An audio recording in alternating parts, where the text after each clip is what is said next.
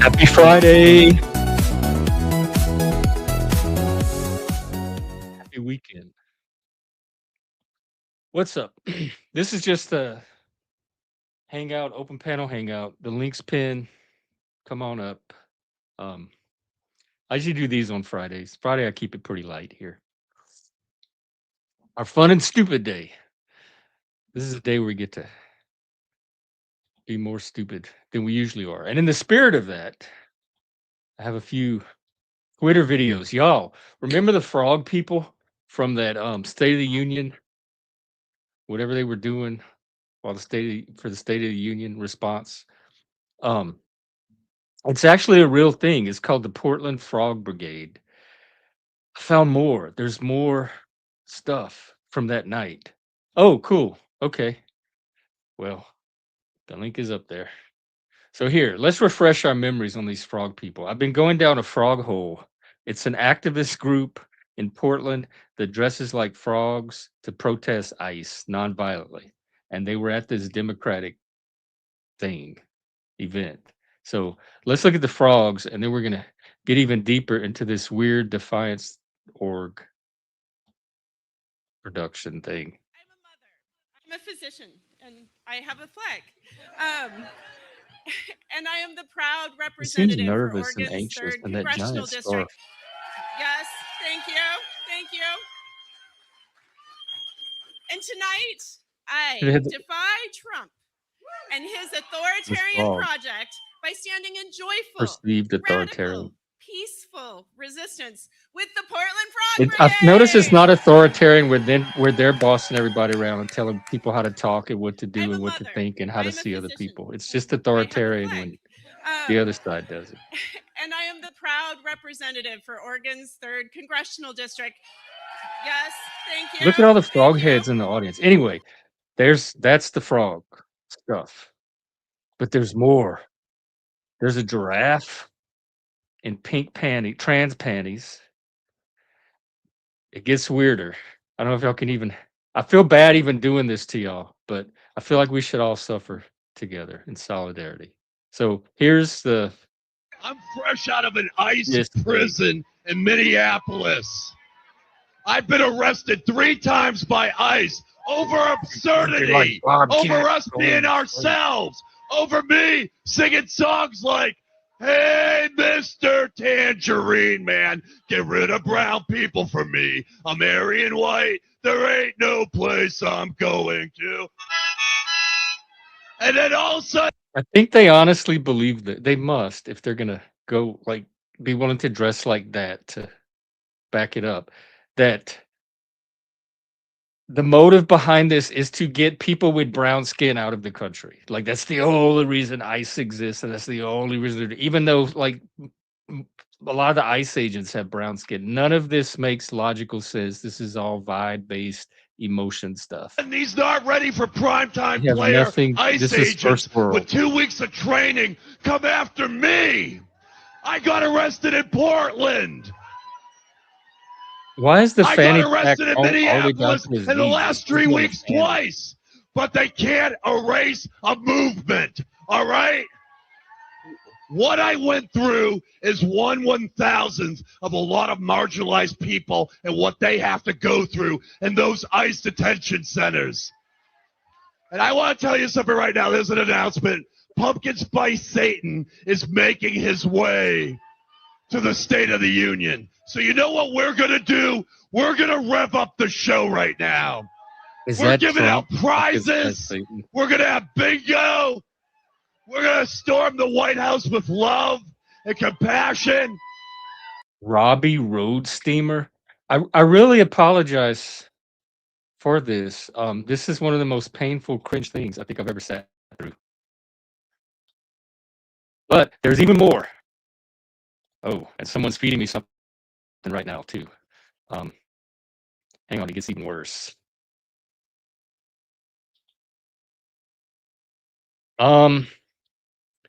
I'll address in just a second. Person that just sent me something. It might be a copyright issue. All right. Here's the climax, if you could call it this. It looks. I don't know this guy. I don't want to use his content if it's not I'm very particular about copyright risk. I'll watch it and make a judgment. Here's the climax, if you could call it that, the denouement. This is peak cringe. I promise we'll do something fun after this. This is the stupid part. The fun comes later.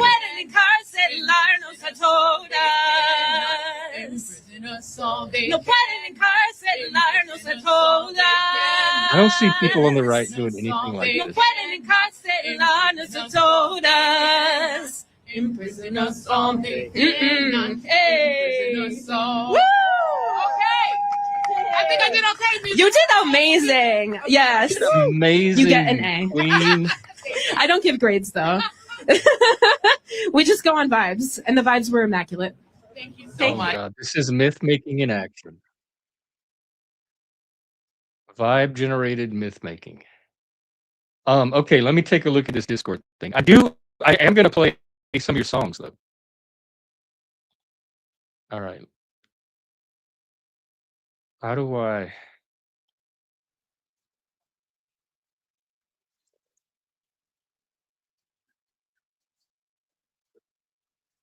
Yeah, I don't know if I'm gonna. I get why you posted it. I don't know if I want to put this on the show though. It definitely skirts some lines. I'm surprised he's still even up. Okay, I think I have one more video to top it off. I'll play it without comment. Here we go. Another, I assume they're from the left. Get out of my way! I'm a woman! I need to use the bathroom! My wife's in there. I'm not letting anyone else in right now. You're gonna tell me where I can go! Move! You can wait or I'm not waiting! I'm going in, so step aside! Whoa, he's yelling. Keep filming. Get out of my way! I'm a woman! I need to use the bathroom! My wife's in there. I'm not letting anyone else in right now. You're gonna tell me where I can go! Move! You can wait or I'm not waiting! I'm going in! Okay.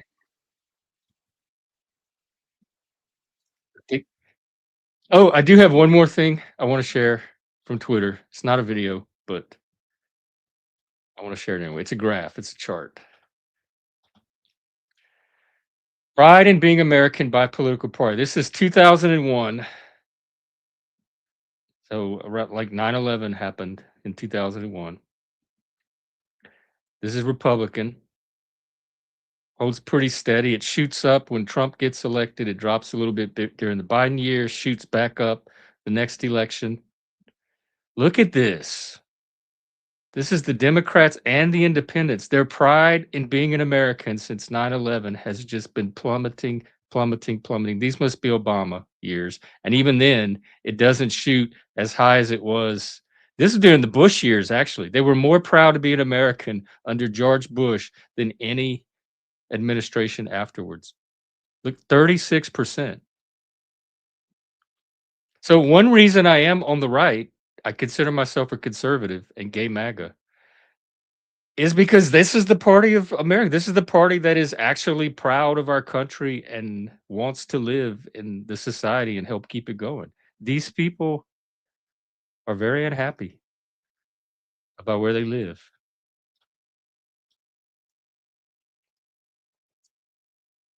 Who's MAGA hat, bro? Was that the guy in front of the door? I didn't even notice he had a MAGA hat.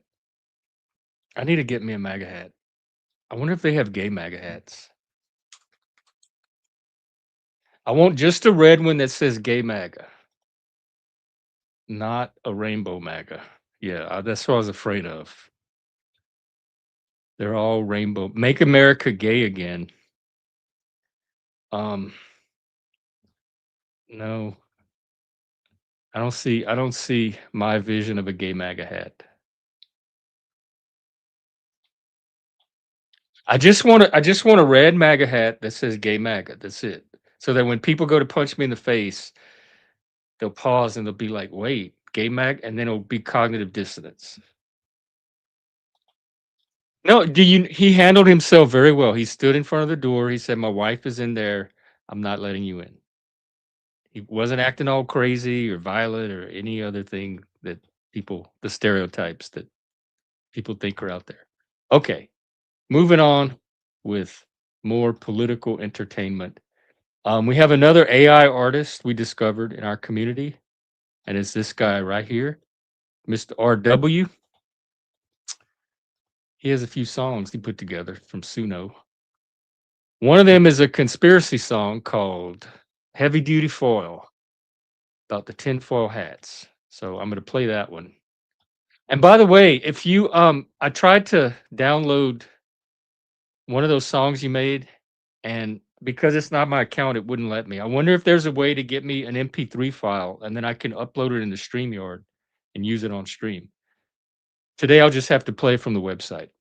But here we go. Please enjoy Heavy Duty Foil from Mr. RW. Yeah. Have you tried to put your hat on? Better make it foil. The cattle have it hard knowing they are not royal. Keeping out the waves of the lizard people. He writes all of his own lyrics. These are not AI lyrics. Power up, 1, 2, 3 to the 4. The deep state always seems to want a little more, but we don't have to play by the rules of the game, especially if you know the power of the name. The beat of the drum makes a sound on repeat, but I'm happy to admit it's not the word on the street. Beware of your Wi-Fi, the microwaves and lies. God only knows how hard man tries. Anyway, friends, keep your feet on the soil. Wrap up your dome in the strength of the foil. Can anybody hear that? Illuminati using us for clandestine fun. Look at the signs, witness what they write. Everything they do is hidden in plain sight. Crinkle, fold, fit, repeat. Place that tin on the Holy Spirit seat. Crinkle, fold, fit, repeat. Hand out the helmets. Crinkle, fold, fit, repeat. Don't be a tear in the end, but the wheat. The weed and the tears. Yeah. Look at the signs, witness what they write. Everything they do is hidden in plain sight. Crinkle, fold, fit, repeat. Place that tin on the Holy Spirit seat. Crinkle, fold, fit, repeat. Hand out the helmets. Crinkle, fold, fit, repeat. Don't be a tear in the end, but the wheat. Yeah. The song link? Okay. It's the one I had marked earlier. Don't be a tear in the end, but the wheat.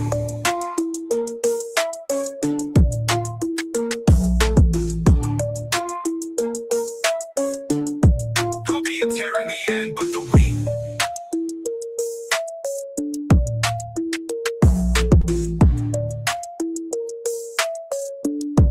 Don't be a tear in the end, but the wheat. System. Okay. There's one. Oh, we got one more. This one, I think I'm going to just listen. Might be my new theme song. He made one for this channel. Again, all of the lyrics handwritten from the heart.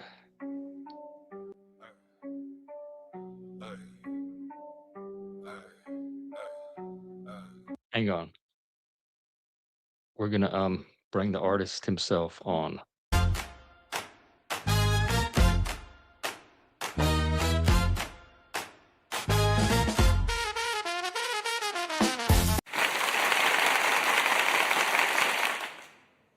Welcome, welcome. Thank you. I'm about to play your work. I'll accept the title of lyricist, Clubexile. but not artist as much. Well, there's an art to lyric writing. There really is. You write better lyrics than I've ever been able to pull off. So take the W. All right, taking the W. The RW.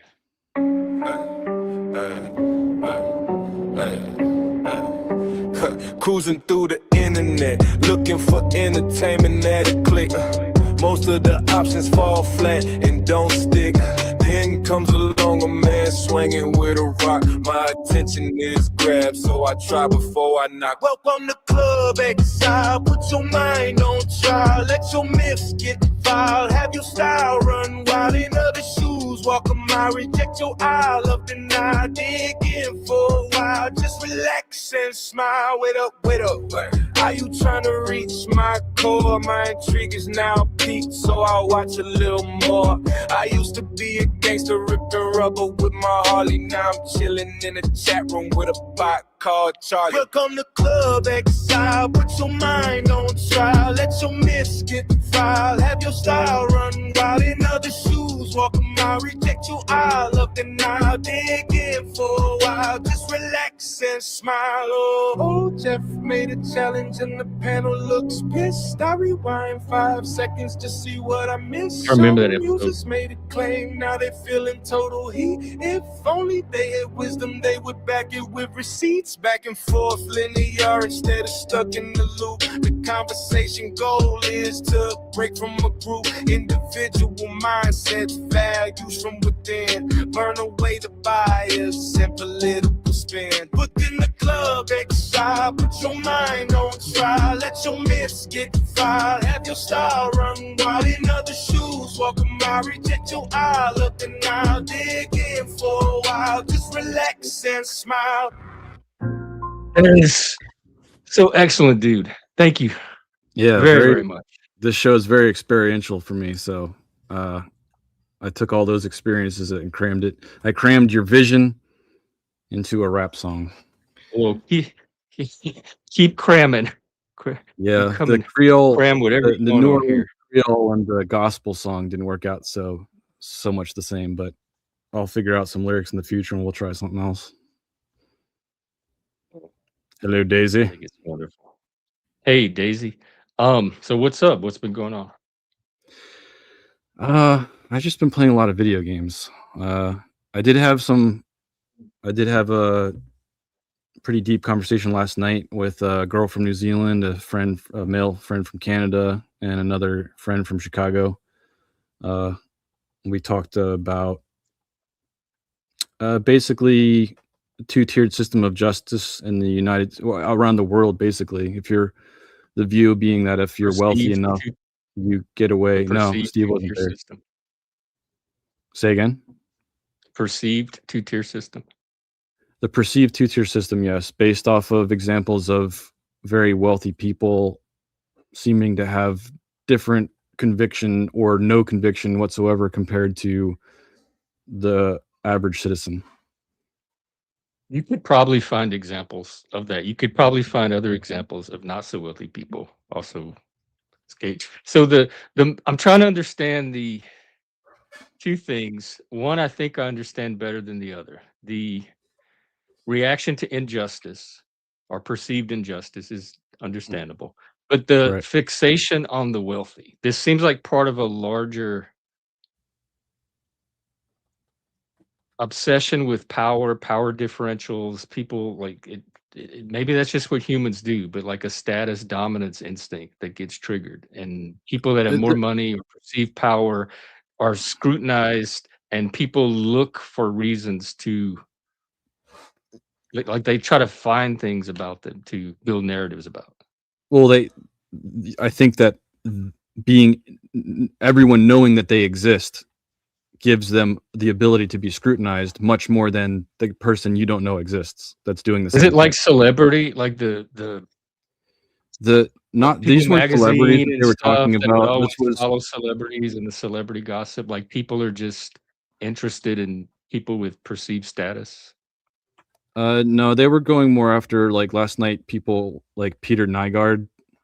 He's a Canadian billionaire that is wrapped up in the Epstein type stuff, and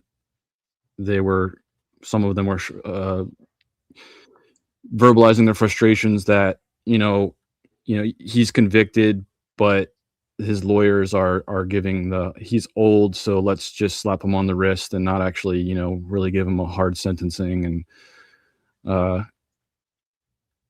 I think justice, for me personally, I don't care how old you are or if you're demented at that point. If you did something heinous, you should pay the crime. I don't think because you made it. I'm not familiar with him at all. What heinous thing did he do? I'll put it in the back chat. Okay, I've never heard of him. I'm looking at him right now for the first time in my life. Yeah, I didn't know about him until Jinx was sharing him with me last night. Like George Washington. Yeah, he has all that money and he can't afford a stylist for that hair. I think he's going for the Crypt Keeper. He does. He looks like a corpse. He's pale. He has vampire eyes. Adrenochrome only goes so far. You gotta All right, let's just look at his crimes.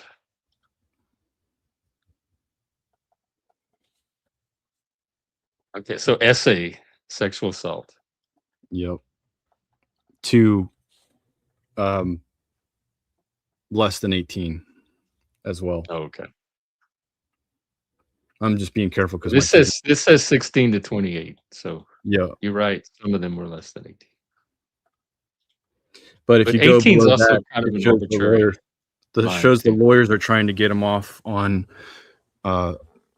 simpler terms or lesser terms because of his age. I think that's absolute garbage. But that's a lawyer's job, is to come up with Yes, make a case for. And so if they're going to use age, they're just doing their job. A good that's lawyer right. would use anything that they can And find. one thing that billionaires can do is pay for a lot of lawyers to do their job.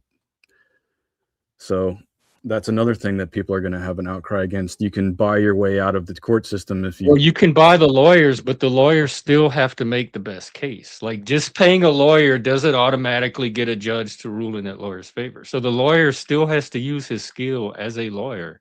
You're just buying better expertise. You can buy better doctors, better lawyers, better teachers, but that doesn't guarantee. You're not buying an outcome. You're buying a skill You can set actually buy an that outcome you're too. You can hoping will buy. get you the outcome you want, You unless you're can pay for a directly settlement. bribing the judge. You know, you can pay a settlement to the person that's taking you to court. You can pay If they out. accept it. Right. And then that's the victim consenting to that as the justice. So that's Right. between the perpetrator and the victim at that point. Right. I do, but money does make a difference in that sense. So are people just angry at money and that they don't have the ability That's to do what the I'm same, wondering. or are they angry at Is it something just else? class envy or class Do- resentment? Do billionaires, do people above a certain wealth threshold cause more historical criminal acts or unconvicted criminal acts or whatever? I don't know if that's quantifiable. I am not willing to dig either. I don't know how you would determine that, other than to look at existing cases and like do a study on how wealthy each person in each case was. Was Genghis Khan There a may be billionaire? one out there. Let me look. Do wealthy. Oh. How would you phrase that? Do wealthy people Over time, historically, do billionaires, because billionaire changes over time. Like, what's the right term for wealthy? Do wealthy people show more aptitude for criminal acts? I don't know I don't know. And has this affected your life at all, or is this like a social media? This only affects my Right. life through. Because no wealthy debate. person has ever. I've never had to worry about like a wealthy person being in court against me. No, it's only more morality debate, ethic debate. That's the only way I interact with it. Because you At can least you can't can recall find any. you can find like everyone has their own personal sense of ethics, but whatever your personal sense of ethics are, you can probably find breaches of it at every strata of society. If you look, you're going to find street people breaching ethics. You're going to find wealthy people breaching ethics. You're going to find ordinary people like you and I breaching ethics. So why do the wealthy come under more scrutiny when they breach ethics? Is it because this belief that they can buy their way out of the consequences? Because I see a lot of other people getting away with stuff too. I see criminals getting out of jail and getting supported by the left. I see like ICE and illegal immigration. People are supporting them to escape consequences. So I don't only see it at the top level of society. Mm-hmm. The boogeyman aspect of certain individuals is definitely a thing. We were talking about Bill Gates before. Bill Gates came up again last night because of his relationship to eugenics. Any type of funding for eugenics puts them in a very bad light with people.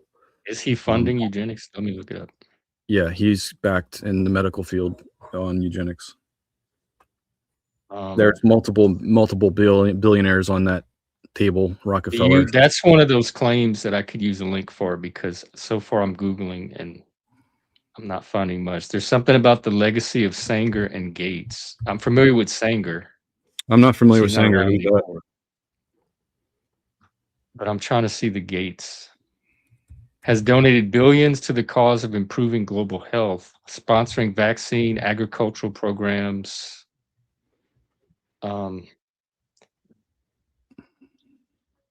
Decreasing population through better healthcare. Like, he's not directly funding a program that says either sterilize or prevent these people from breeding. Right. I'm digging here I'm too. trying to find the eugenics connection, because my ex worked at Microsoft and he was overtly into eugenics. He believed that poor people should be sterilized and not allowed to breed, and that if he ever had power, he would make that a reality. That is blatant eugenics. So I'm looking for Right. something like that coming from Bill Gates. Not that we're trying to help third world people with birth control and that kind of stuff, because that's being reframed as eugenics. Right. So it's interesting that his father was with Margaret Sanger. I didn't know his father was attached to any of that crap. Philanthropy and global health initiatives. I'm just looking for bullet points. Here, I'm gonna ask Charlie. I'm gonna type to Charlie. Yeah, go ahead.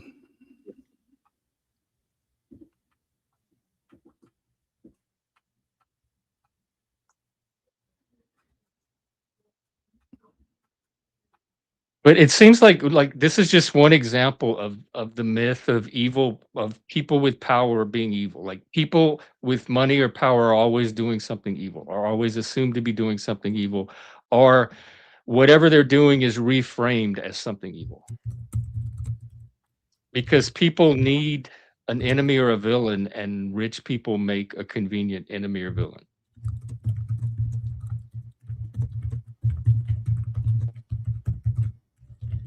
He's thinking.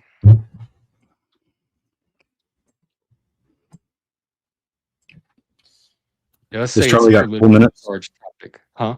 Has Charlie got 4 minutes? I can. Huh? Oh, never mind. You're good. If you're just texting, it doesn't matter. I mean, I can bring him up if you want. Not really. I mean, as long as like we can still talk and he's not in between us.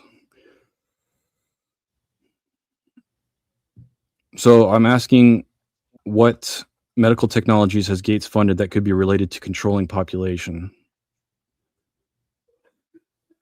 And I just asked, is there a connection between Bill Gates and eugenics? Right. I asked that first, and it was only the father with Planned Parenthood stuff. It says that's a good point. We should really define what we're talking about when we say eugenics. Charlie says it usually means coercive population control or breeding policies, forced sterilization, which is what my ex supported, restricting who can reproduce, and selecting for desirable traits.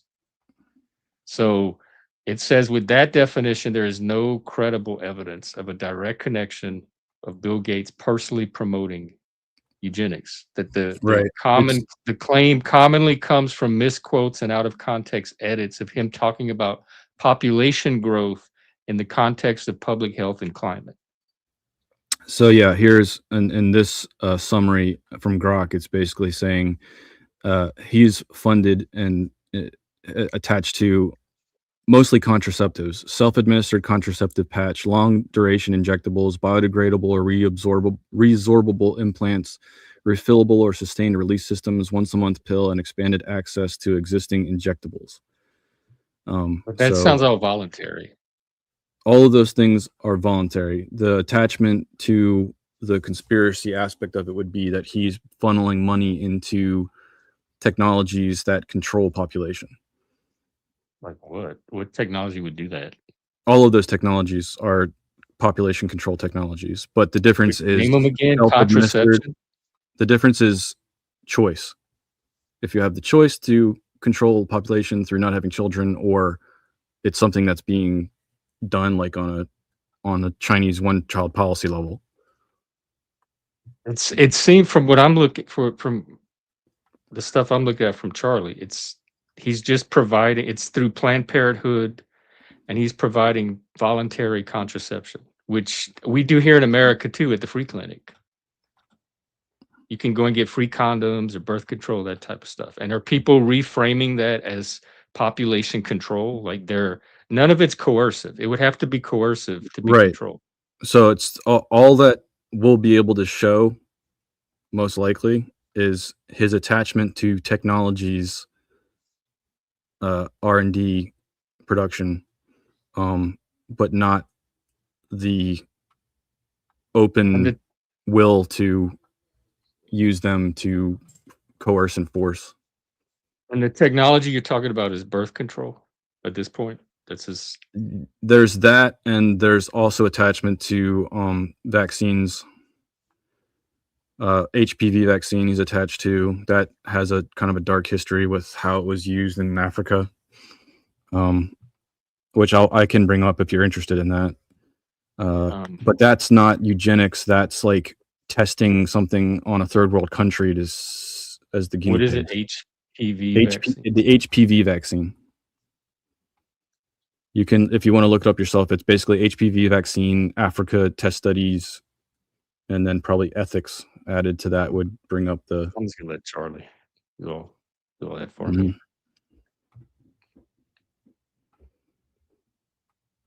And or is there mistrust of their motives? Like he's not really promoting these vaccines in the interest of the health of these people, but that he's doing it for sinister reasons?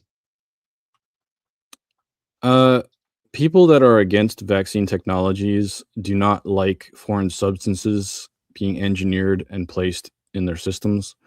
You have to trust that those technologies are not something that they're not saying they are. That's where that would be, that mindset. Not only do you have to trust that it is what it says it is, you have to trust that the adverse side effects are known enough that you're not going to be some test case that they didn't. Is this coming mostly from the anti-vax crowd? Like they would be, is it the vaccine is the issue, not necessarily Bill Gates, and they would be skittish about any vaccine from anybody anywhere? It would make sense that the base would be anti-vaccine or vaccine hesitant, instead of eugenics. It would be a vaccine issue, and then Bill Gates would be attached to that because of his funding and attachment towards vaccines. That's where his name would. And then are these vaccines mandatory? Like are the vaccines coercive or are they voluntary? I don't know if HPV is on a schedule. I don't know the answer to that question. Whereas it's still in the United States, you still opt in for vaccines, but it's culturally coerced. So, or culturally, it was even legally coerced when I was growing up because you had to get your immunization shots periodically to go to public school. If you're going to go to public school, college, and I had to do it to work in a hospital. Right. So yes. So the answer I think is yes. You are coerced in the United States to take vaccines if you want to be a part of certain things. You can still not do it, but you don't have access to certain things. Right. I wouldn't. I don't know if I'd call that coercion. That's more of a framing thing. It's the law. So like you're coerced to go under a certain speed limit. You're coerced to drive with the driver's license. If you want to call all of that coercion, I just call it the law. And the law emerges from our political process. So to me, it's legitimate because it can always be changed through our political process.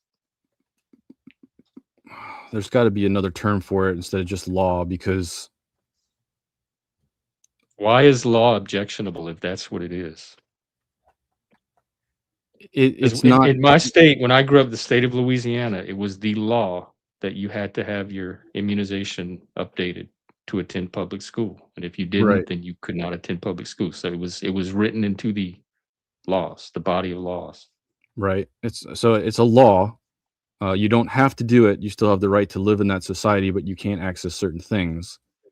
We have plenty of laws like that.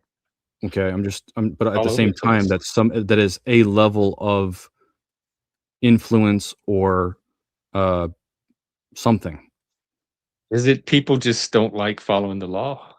Well, law to me needs to be fair, and if it's not necessary to have a vaccination to be healthy, and in fact, if you have a justified reason not to do something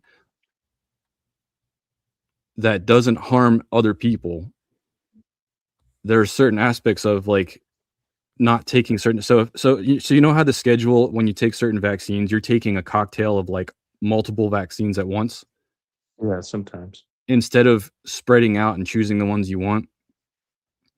Not all of the vaccines within that cocktail can be, in my opinion, can be justified as necessary, or the reward is worth more than the risk. So for a law to say I have to take that in order to become a part of a public school system, I don't believe that to be just. That's just your opinion, though, because you said a That is my law should opinion. be fair, but fair is subjective. Everyone's going to have different opinions on which laws are fair or not, and that's not that the law can't be subjected to each person's opinion of what's fair or not. We get into that conversation we had with Jack the other day about legal and lawful.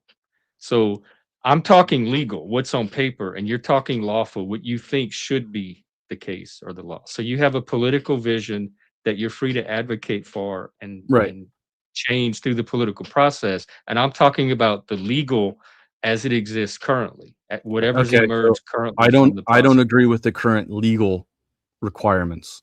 I think that we are also at a certain point right now where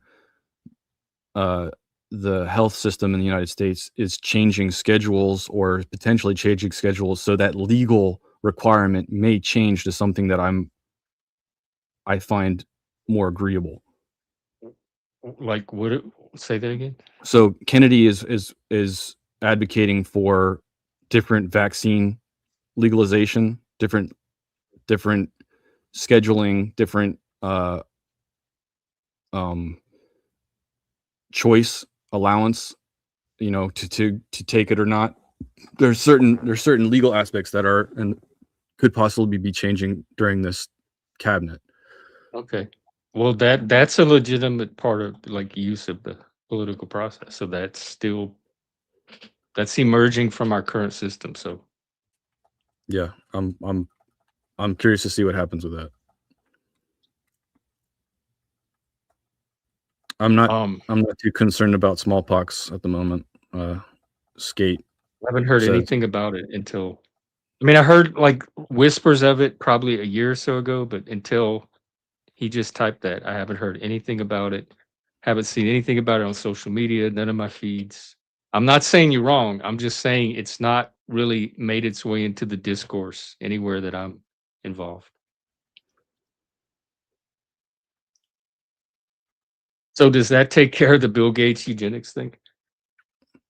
I'm not really I'm not someone that's advocating in that case. I don't trust him personally.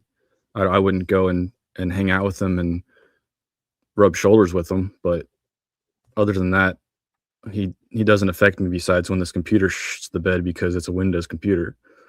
Or I play Xbox a lot. He does own a lot of the products I interact with, like Blizzard and Xbox and stuff. And there's always Linux. I mean, people are free to use Linux. I will be moving towards Linux in the future. I will never buy another Windows-based anything again. Not just because he's a creepy dude that just got caught hanging around with some Russian ladies, but I don't like his products. I'm done with Windows products. Yeah, that's understandable. I had Linux for a while and I loved it. It was way better than Windows. And then when I tried to update it, it crashed my whole system. So I never attempted it again. But when I was using it, I found it superior to Windows as well. And from what I've seen, Linux systems are very advanced and user friendly now, and you can have Windows simulations running on them even smoother than Windows on a normal computer. So there's no benefit to sticking with Windows. You can literally right. Windows is a choice. Nobody's forced onto Windows. Right. It's just people are using Windows, very accessible. they're choosing the convenience of Windows. And the convenience of the free market. Like most laptops are Windows based. Like you have to go a different route and move into new territory to use Linux, and I don't like Apple either. You can use Apple. It's great for video editing. It's got fantastic art. If you're an artist, it's pretty good with its software for creating art and music and video, but I again don't like their system setups, so I'll go the learning curve next time. But at least people have the option, the choice to do that if they want. So they're still empowered to choose the operating system they want to work on. What is soda science? Soda Oh, you science. mean pseudoscience? I just got it. Okay. Soda. PSEUDO. Is that where you put like the Mentos in the Coca-Cola bottle? That's modern day explosives. Because the Bill Gates eugenics thing was part of a larger conversation about scary rich people, which started on this channel like a stream or two ago when they were talking about Peter Thiel trying to kill humanity or something. Because he hesitated for 3 seconds while answering a question, and their minds filled in silence with a complete mythological narrative about killing humanity. There's more credibility to the Rockefeller family and influencing culture and society to use petrochemicals instead of medicine that was, what do you call the herbs and stuff? Natural that's remedies. Influence, though. But influence is not control, nor is it killing humanity. So influence is not in dispute, at least by me. It was so much influence that it restructured the culture. It like flooded the market, and the influence was so strong at poo-pooing natural remedies and medicines and that it washed it out of society. So I do think even though it's influence, you can have such a strong influence that you make major change. Yeah, but how do you quantify that? Because plenty of people they still have the option to use natural stuff. So nobody's forced to go along with whatever these rich people are trying to influence people to do. If they influence you to eat doo-doo, most people are probably not going to start eating shit just because a billionaire's pumping money into a eat shit campaign. No, but if we look at history, and I'll dig, if someone else comes up on the panel, I can like step back and start digging and making more solid points. But basically, Rockefeller was an oil tycoon. They had all these byproducts. They used the byproducts to create medicine. And during that period of time, it saturated the market and all of the choice and all of the education systems for that was the direction to go in. So for a very long period of time, that was direction that the majority of everybody went in because that was the saturated influence. And then after so much time, it was kind of like pulled back and the organic movement and stuff started to push forward and it started to like even out over time. But for a period of time there, his influence was incredibly powerful in the US culture. But how is his influence also not organic?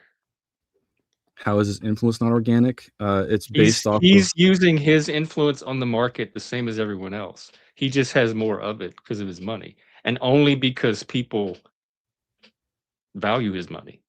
I don't care about his money. He wouldn't even have that influence. So he's not doing anything. He's putting out an option, and then people are deciding to accept that option for their own incentives. He's incentivizing. You're bankrolling. You're bankrolling. You have so much money, you can put your influence across the board in every direction and saturate. That doesn't guarantee outcomes. Like I said, if he bankrolled people to eat shit, I doubt he would get much return on his investment. Because he is not the final determiner of the outcome. The people that are being influenced and incentivized are the ones ultimately making the choice. I'm not arguing that people don't have free choice. I'm not saying people are just mindless robots. What I'm saying is we interact with what we come in contact with. We choose based off of our choices. And when someone has the ability to pay for their choice to be everywhere, you can look at McDonald's or Coca-Cola or just called the free different things.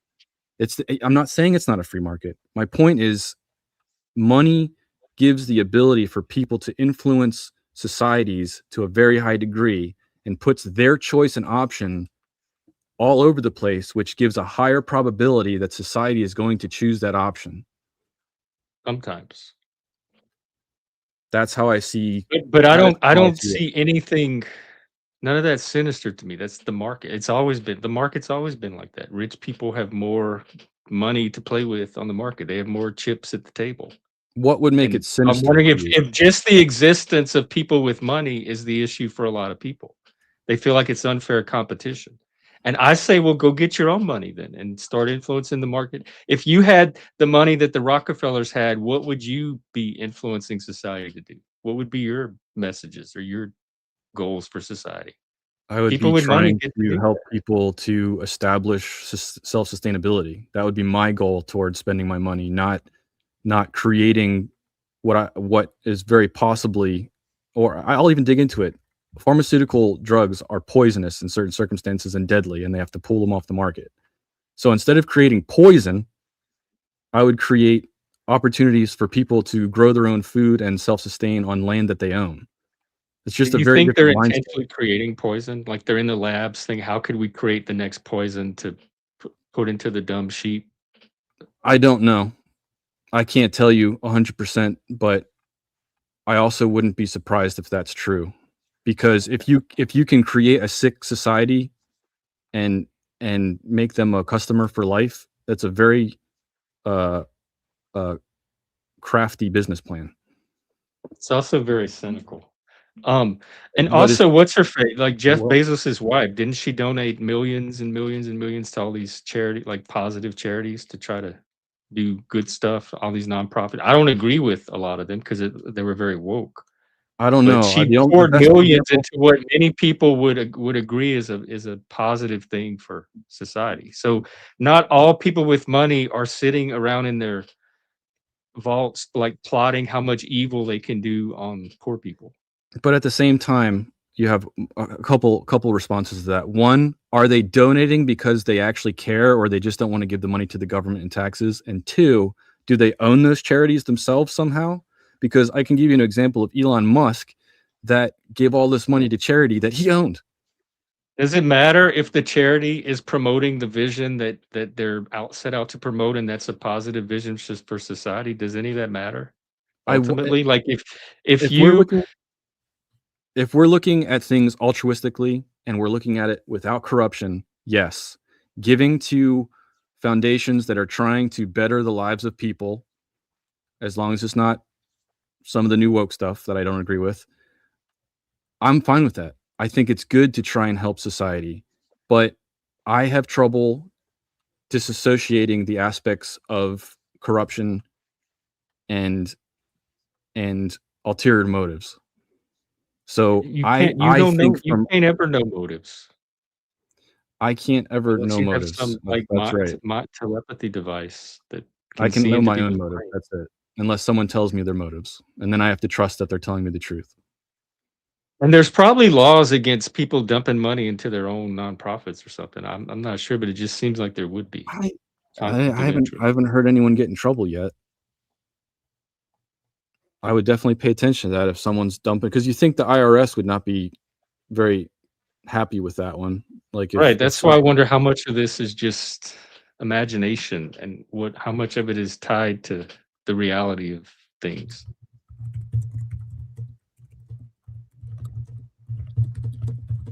And my curiosity is what drives or influences the imagination to even like why these visions and not other. for myself, when it comes to giving, I don't since I have an issue with corruption, and I can't trust things at face value, that I'm giving money to somebody I don't know and they're going to do the right thing with it. I personally would rather give it directly to an individual, or do something directly for an individual. That to me is a better choice.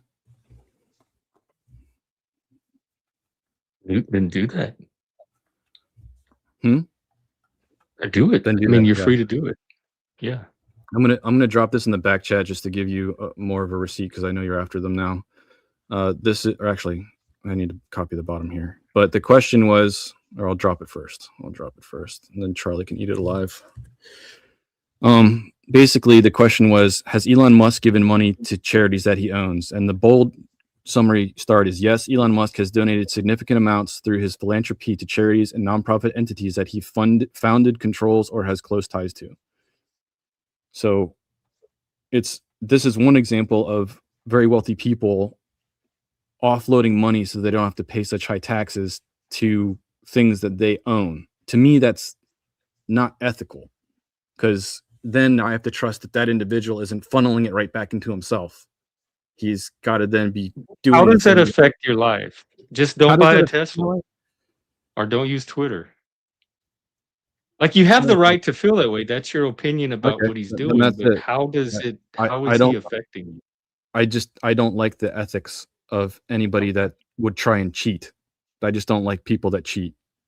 How does it affect me? Unless they're cheating me. If he's allowed to do it legally, it's not cheating. And I honestly don't know. I don't know what the laws around this are. To me, he wouldn't be doing. He's a billionaire, probably under more scrutiny than most people. So to me, he wouldn't be blatantly doing something that illegal openly like that. So if he's donating, I don't think it's illegal. Back to organizations that he owns, there's probably either some kind of regulations he's working within, or there's something that insulates him from overly profiting from that. That's why I'm more interested in the details than the narrative. Well, so you say if it's legal, then it's ethical? Well, we go back to if it's legal, it's legal. We go back into the legal versus lawful. You have an opinion of what the law should be, as everybody probably does. I'm only interested in what the law actually is. If the law currently allows him to do it, then I'm not much concerned about it. If people feel that passionately, they can change the law through the process. Why does it have to be something?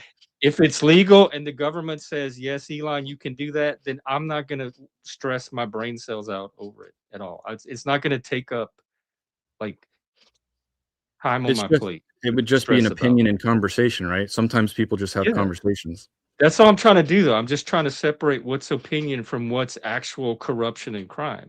So if your opinion is Elon's doing something he's perfectly allowed to do, but that he shouldn't be doing, that's different than Elon is engaged in crime and corruption, and I don't trust him because I think he's operating outside the law, or he's cheating.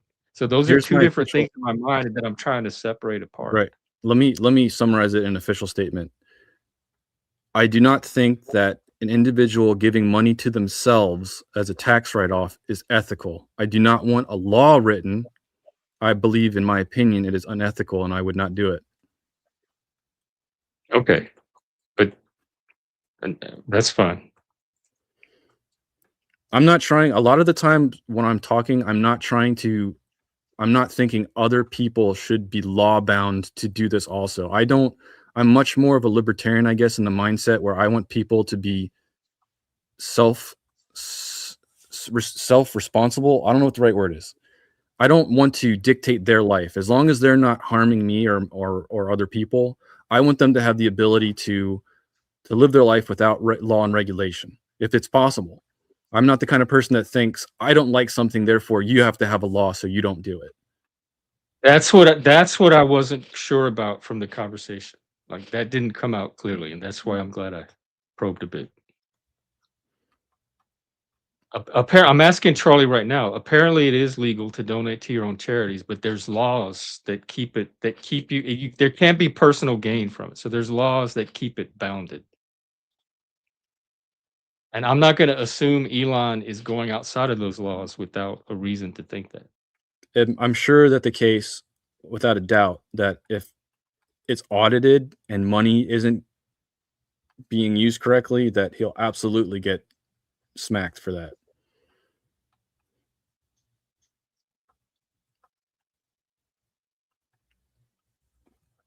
Donating money or stock to it is allowed once it's donated. But here's the thing. Once he donates it, it's no longer his money. It belongs to that charity as a separate legal entity. Okay. So the money cannot come back. IRS has a bunch of rules and taxes they impose on what's called self-dealing. If there's only a certain amount he can get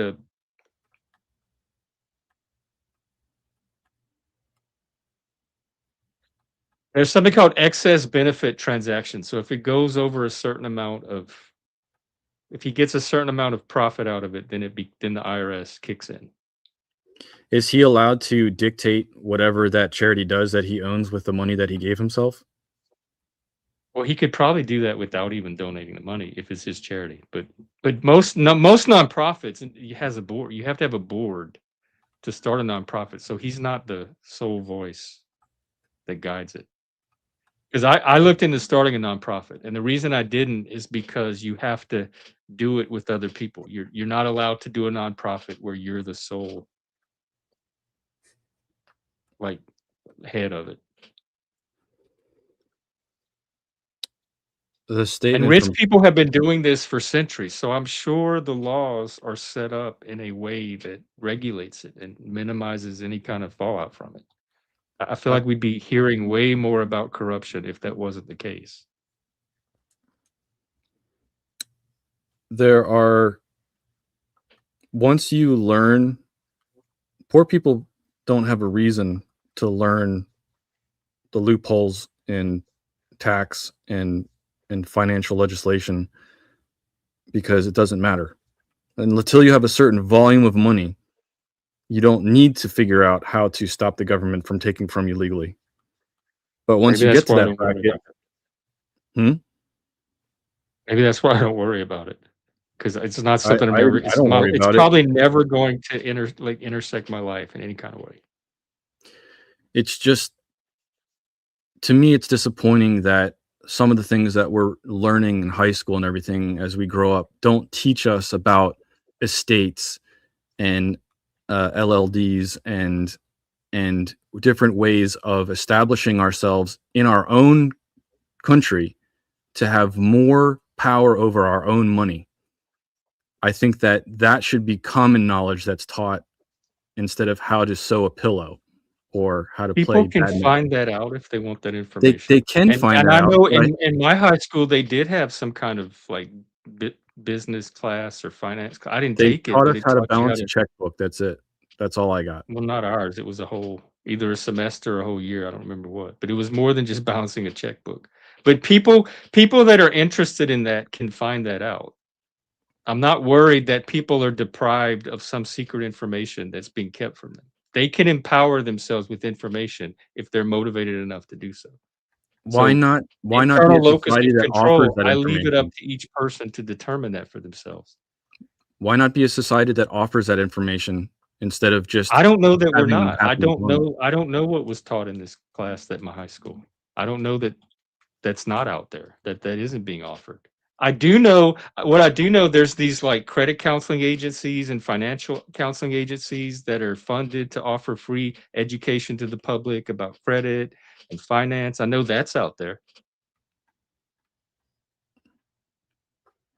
But my question is, if why are people seeking this information out on their own? Like, why are they passively waiting for someone to come and feed it to them in the first place? If it's Well, that important, why are they going out and getting it? Because my most people, you're right, are not going to have to worry about estates. And if people have the amount of money where they can start figuring out tax loopholes and stuff, there's still legal and illegal in that. If they're defrauding the government, that's still illegal and that's still a crime, and they usually get penalized for it if they get caught. So there's probably people with millions and billions that are operating perfectly fine within the lines. Like, I don't know, is the assumption that anybody with money is automatically going to try to cheat the system? I wouldn't. No, it's not. Again, if you're going to say cheating is based off of breaking the law, Yeah, it's that's just what a I matter of consider cheating. If understanding the the law law tells so you that this is what you're allowed to do with your money, and then people start finding ways to do things they're not allowed to do with it, I consider that cheating. that's cheating. And My that's opinion, why we or need to my get this point is, legal people versus lawful sphere cleared up, because people are, a lot of times they're operating off of what they think should be lawful, not what actually is allowed on paper. And that's all the only part I'm interested in. If rich people are staying in the lines, I have no problem with what they're doing. If the lines are the problem, change the lines. But as long as those are the lines, people should be allowed to operate within them, and without being like moralized or stigmatized or my point demonized. is, the grade school and high school is a period of time where society is meant to onboard important information to the youth that they might not naturally come across on their own, so that they can make more educated choices of the directions they want to go in, and more empowered with that knowledge to go in those directions and be successful.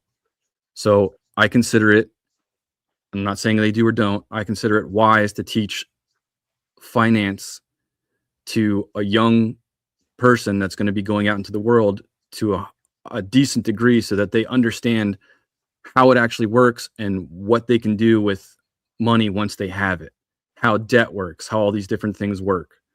In my experience in high school and middle school, we didn't learn those things. We learned other stuff, half of that, which I personally consider a waste of time. But, you know, to each their own, I guess. Oh, I remember that, IG. You had to go do your taxes by I don't know that kids are not getting that in school. I know my high school had some kind of financial class. I did not take it. Plenty of people did take it. I think my sister took it. She's very good with finance. Hmm. I had no interest in it, but I don't know that it wasn't being offered.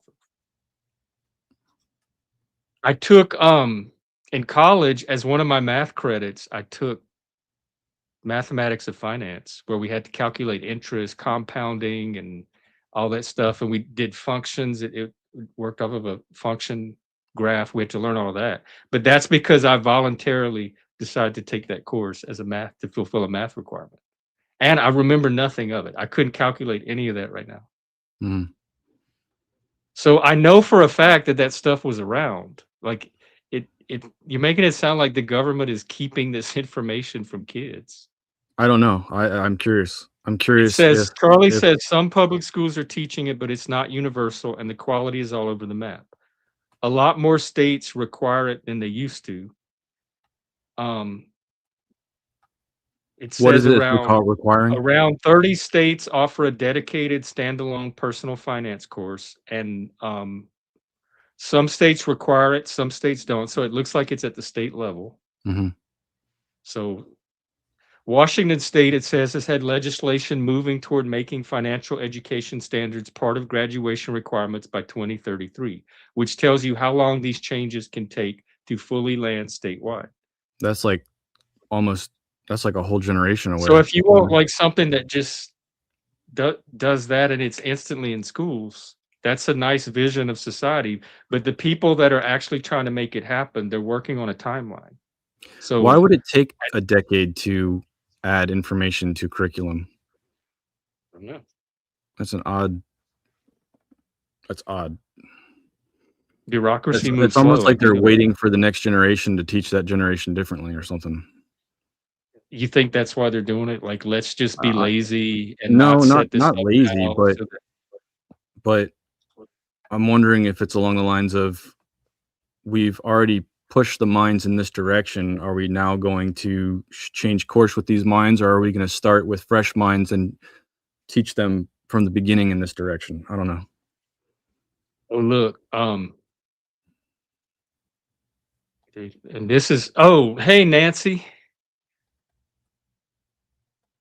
So she's a former school teacher, and she's saying she did a 2-day lesson on this in her class. We got some of it. I think in home ec class, we did like maybe a week or a few days on balancing a checkbook and doing a household budget, stuff like that. But teaching high school kids what to do if you have millions of dollars and how to set up tax shelters and offshore accounts and estates and all that, I wouldn't expect to be taught. That's an extreme though. Like Nancy's fancy private high school. Nancy's example is more what I'm talking about. Like, to teach them the extremes of how to create an estate and all that's great if they want to get to that point, or if they have the time to get to that point. But even going with credit card debt, or how to use debt in your favor, or how to create a CV or a CD, or different things, like what your options are and what you can do. It's interesting information, because all of us need money in this system to function. And if you just know that you can go to work and get a paycheck and then spend it, I mean, you're probably missing out on choice. We did get a lot of that. I had no interest in it, so I didn't pay attention to it. But I remember things like CD. We had it growing up outside of the schools. Our own parents gave us savings accounts and savings bonds when we were kids, and they taught us how to go to the bank with our little savings passbook. And when our bonds mature, they let us cash the bonds out and gave us the money, that kind of stuff. So my own parents did some of that with us.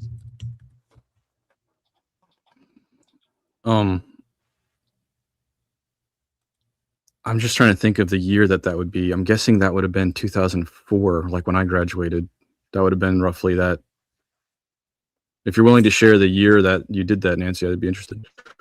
Do you think that the savings fund that Trump is setting up is something that's going to be successful? Like, was it actually enacted, or is it something that they're trying to enact? Do you know what I'm talking about? This is the first I'm hearing of it. I'm Googling it right now. The Trump Childhood Fund. 1 second. Oh, let me see. Trump's childhood. Like every single birthed child in the United States gets so much money put in from the government. Is it called a Trump account? A historic new savings tool created under the One Beautiful Big Bill to give children a real financial head start. This is the first I'm hearing about it. It could be that. I'm not sure if that's the right title or if it's something else. What is that? It allows parents, guardians, and authorized individuals to establish a new type of individual retirement account for their children called Trump accounts. The account is for a child who has not turned 18, has a valid Social Security number, and it allows for a contribution of $1,000 for children born between certain dates. Learn more about Trump accounts and how they work. Let's see. We're building long-term financial security for millions of children by creating. Let me get a summary from Charlie. Yeah, I think I'm just. So it sounds like it's enacted, and I thought that the government was putting in so much money, and then parents can put into that, and it's like tax exempt or whatever, and then that sets them up for, by the time they're a certain age, they'll have as much as like $750,000 or something ridiculous. Like, it's ridiculous. I have to be missing information. Well, the website is written in big, bold sentences with crayon arrows. It's written in crayon and nice. Like 4 or 5 words per line. It's not giving very much. He said he is not actually sick. He doesn't feel like playing up at all. And what was it? I'm playing up there with him. All right. Well, we're gonna find out about him. But I mean, they sound like a good thing so far. I'll be right back. I got to do some parenting stuff. Just give me a second. All right. And then when they turn 18, they get the account. Which parents do this already with savings accounts and savings bonds. But Trump is just incentivizing a way for more people to do it, I guess. It also says there's a whole list of companies, for those of you that think corporations are evil, that are generously donating to this program. Dell, MasterCard, Visa, Uber, Block, Charles Schwab.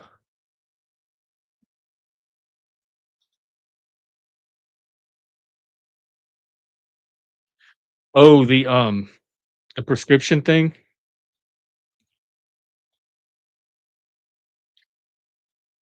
That surprises me. There's no generics, because his whole purpose was to try to make it cheaper, and generics is one way to do that.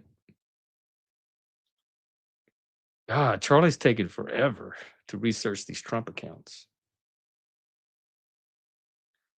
He's a lot faster on voice.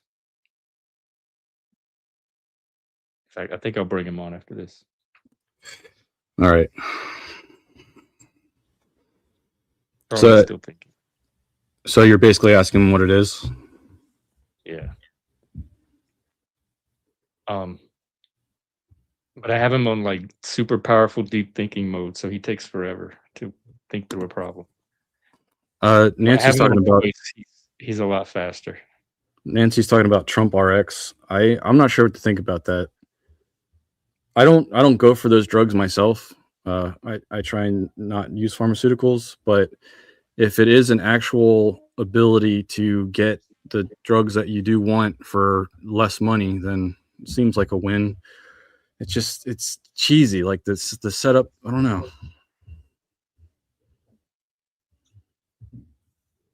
You think that the government would be able to create state-of-the-art user interface websites instead of like GeoCities level interface?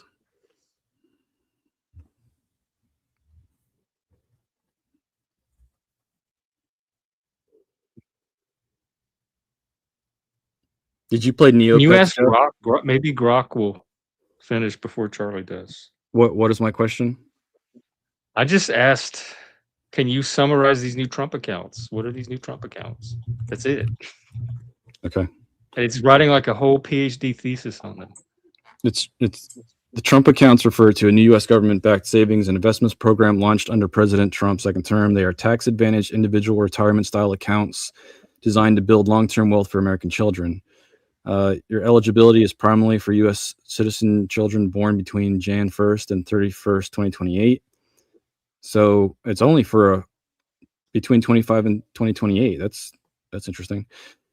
Seed fund. The U.S. Treasury deposits $1,000 into each eligible account as a one-time pilot contribution. Launch date. It launched in July. Officially launched on July 5th, 2026. Tied to America's 250th anniversary. Though enrollment and signups began early in 2026 via IRS Form 4547 on trumpaccounts.gov. Additional contributions. Parents, family employers, or others can add up to $5,000 annually, tax advantaged. Some companies, states, and private donors like Michael Dell Family, Kraken Crypto Exchange, blah, blah, blah, have pledged extra matching or supplemental funds. So it's like a 401k sort of setup there. Growth projections. The White House and supporters claim that with the average market return, example 10% annually, a 1,000 seed could grow significantly over time, potentially to hundreds of thousands by adulthood if max contributions are made.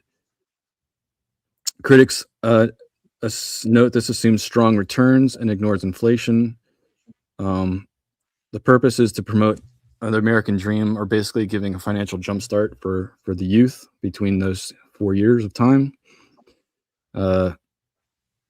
That's basically it. So if you get your $1,000 seed money and pump $5,000 into it annually with your tax advantage, your child has the opportunity of having hundreds of thousands of dollars by the time they're 18. There's also something called a Trump account that they're floating, which is a retirement plan for adults. So there's two different Trump account concepts out there. The one that's currently active is this one for kids. It does look like that they're going to deposit $1,000 for each child that signs up. They can sign up now, but they don't get the money till the 4th of July. That's when they're going to start putting it in the accounts, and they can't take it out till they turn 18. And then parents can contribute additional money on top of the 1,000. But still, if every kid is getting $1,000 and only that, and then they turn 18, I think that doesn't sound like a bad thing so far. I'm trying to get the answer for Nancy of who chooses the investments. It says they must be in certain low-cost U.S. stock index mutual funds, ETFs. Think Standard & Poor 500 style with a 0.10% expense cap and no leverage. So there's requirements on what stocks they can go into. Yeah, low cost index funds, ETFs. U.S. Treasury Department defines the rules of what qualifies for eligible investment. Trustee custodian offers available options. Responsible party chooses which eligible funds to invest in from the limited menu provided by the custodian. So the custodian is initially selected by the Treasury.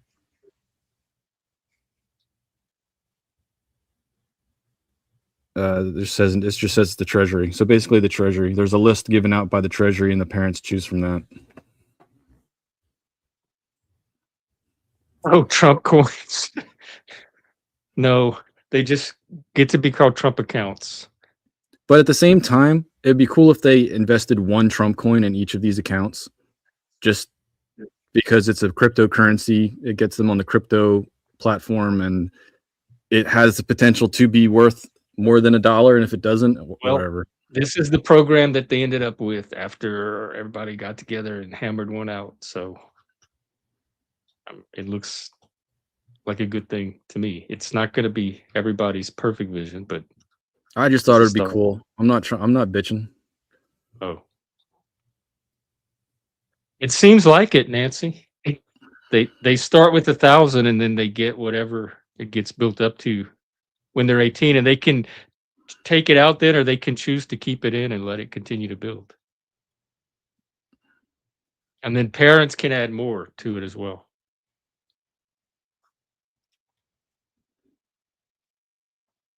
We just had savings accounts growing up, and we hardly ever used them because anytime we got money, like, we spent it. We didn't want to go put it in the bank. What kid wants to go stick their money in the bank and not buy candy and books?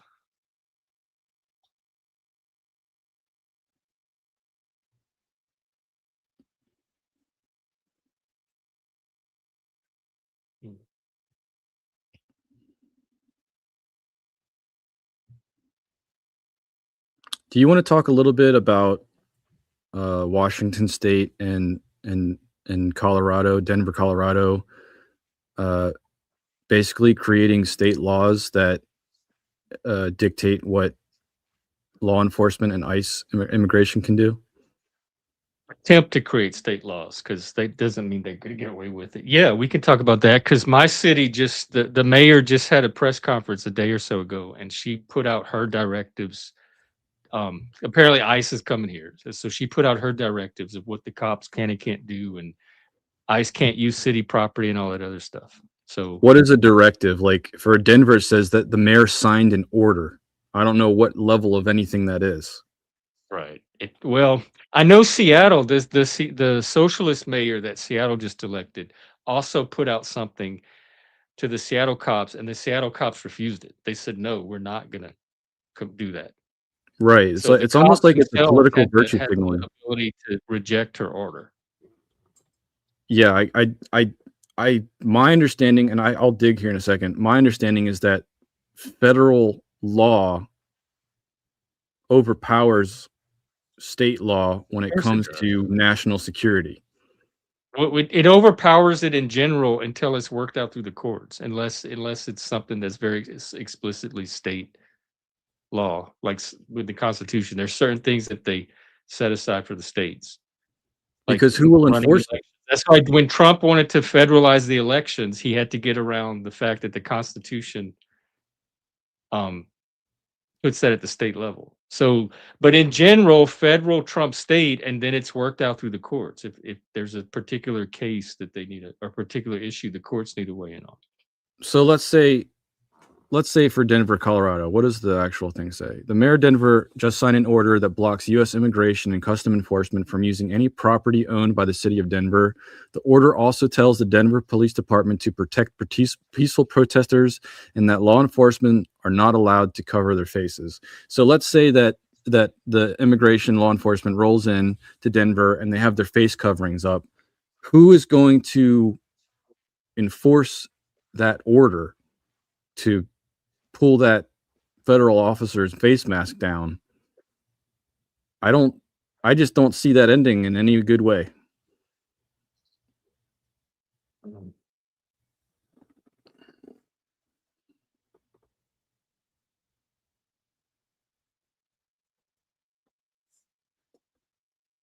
I'm asking Gemini. I haven't messed with that one very much. My phone's trying. I think it's going to be faster than Charlie. Shameless. Frankly, when the birth rates are less than half of white Christians, not helping the families I want to grow. You'd have to kind of word that differently. I'm not sure. I can get a gist of what that means, but I don't want to assume what that means.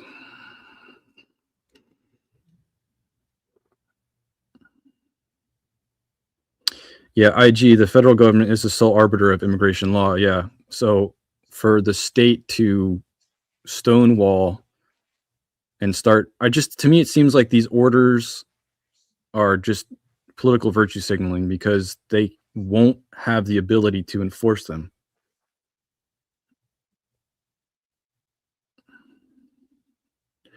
I would hope that that's not the case, but people will be emboldened to do so if they see the virtue signaling that. Well, here's the issue. Under the 10th Amendment, the federal government cannot force states or cities to use their own resources to enforce federal regulatory programs such as civil immigration law. So there's something in the Constitution that prevents federal overreach in certain areas when it comes to the use of state resources.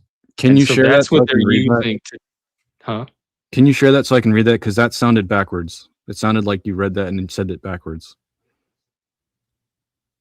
It sounded like the state isn't allowed to use the federal property. No, the federal government cannot force states or cities to use their own resources to enforce federal. It's the anti-commandeering law. They cannot commandeer the state to enforce federal law. That's right. But that's not saying that the federal can't use their own resources to do that.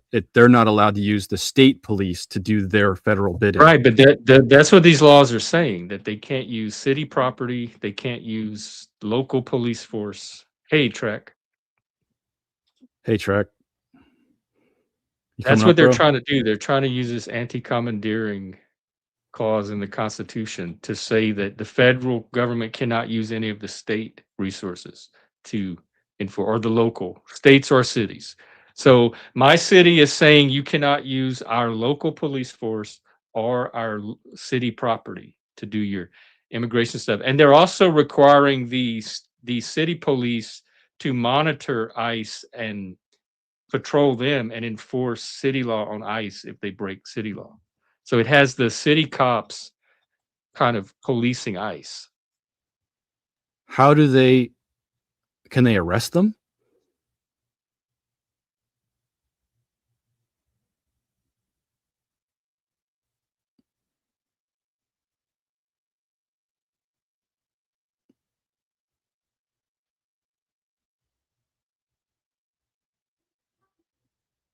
Heck, even if they aren't Christian, as long as they are preventing white extinction.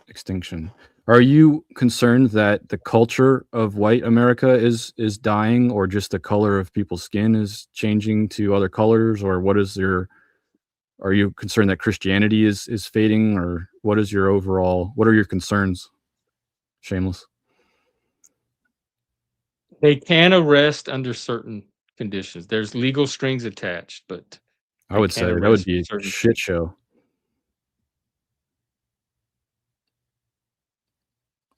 So I can see them pushing harder on not allowing ICE into state resource property. I'm not really sure what that would be, like literally like a state government building. I don't know what else would that expand to, like parks maybe, but the face covering aspect, there's just no way they're going to be able to enforce that rule. So if they try to, I cannot see any plausible outcome where a state law enforcement is going to arrest or detain a federal law enforcement because of a facial covering. If that happens, I could not imagine the outcome in the moment and afterwards.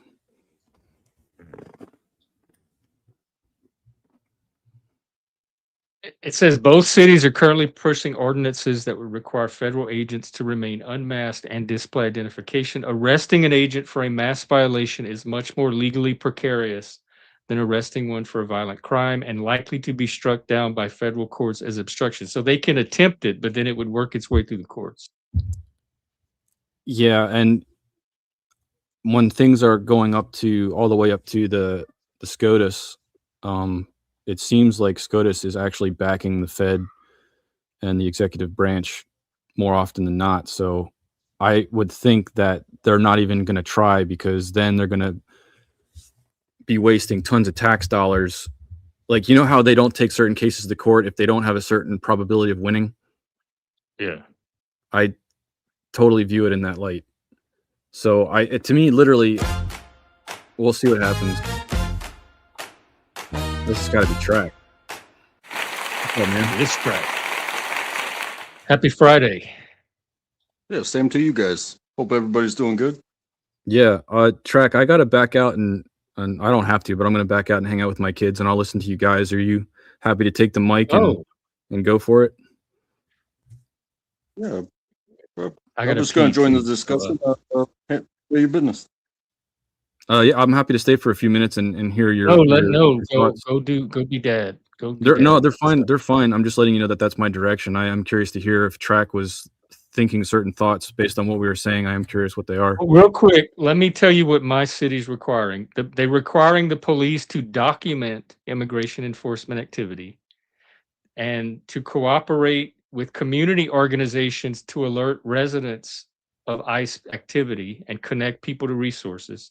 They're prohibiting agents from using or even entering city-owned property, including parks and public buildings. I don't know how you can, if it's a public building, I don't know how you can keep them from entering. And provide outreach and collaboration with community organizations to educate private property owners about their own rights if they're approached by ICE agents. So that's the four-pronged approach that my city is taking. I don't see a specific mask ordinance. Okay. All right, I'm gonna go pee. I'll be back. So y'all keep talking, and I'll I can see them. I can see them trying to stay out of public buildings, I guess, but parks might be a contention point. So I guess they're just going to do snatch and grabs in the street then, and that means that the probability of protesters emboldened by politicians backing them, they're going to be out on the streets and they're going to be following them around like they did in Minnesota, and heaven forbid we're going to have another Alex Pretier or Nate Good shooting. So I don't know what to tell the population. I wish people actually cared about the law. I mean, I don't know.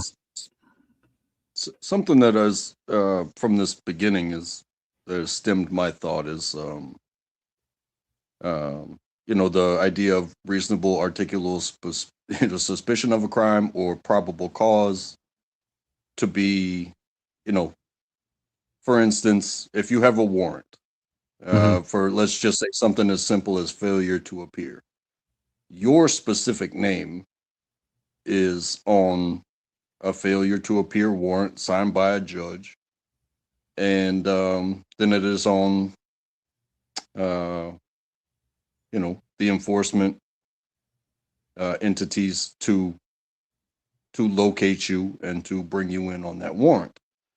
So if somebody's driving down the road, or if somebody's walking down the street, or whatever, where does the, and I'm no genius, I'm no lawyer, but where does the reasonability of approach come from? You mean for going after a illegal immigrant target, or for a civilian that's in the area? Well, I guess it would be both of the same, because a civilian just means, no affiliation with the government. No, to my understanding. So basically, I'm kind of have to answer your question, but generically. But if the law enforcement, if the immigration task force is going after specific individuals, they're already going after named individuals with profiles. Your question would be more along the lines of, if they're just profiling and just walking through the streets and like asking for papers and whatever, then it's more along the lines of probable cause. Another one is if a task force is on assignment to go and perform an operation and extract somebody, and civilians are running interference, that does give them the ability of probable cause or impeding law enforcement, actual breaking of law, to give them the right to go and deal with that individual. How they how they deal with that scenario is then what I scrutinize. Okay. No, I was asking that because I did see a video. Brown man in a car, and they said, we need your identification. He submitted his driver's license, and they said, well, we need something that proves that you are a United States citizen. He says, I have my it's a state driver's license, and he goes, well, that doesn't prove anything. But then that's why I say about the probable cause or suspicion that he doesn't have that, because I don't carry around my passport, my birth certificate, my social security card. I carry around my state issued driver's license. If you were an immigrant, I bet you would. No, I disagree with that statement also, because I mean, you would. could be carrying around your green card, but if you're not and you have a legal driver's license, they should, one, be able to run that ID and get the full background of you in their system, and two, well, they should already have that information because they read your license plate and it's already on their screen and they're actually verifying your ID. But if law enforcement is going, if they're being an asshole or they're being irrational, you have the choice to fight that and be like these auditor guys, or if you're legal, you can just say, here's my documents, do what you got to do, but I'm a legal citizen, so you got nothing on me, and then they can deal with that.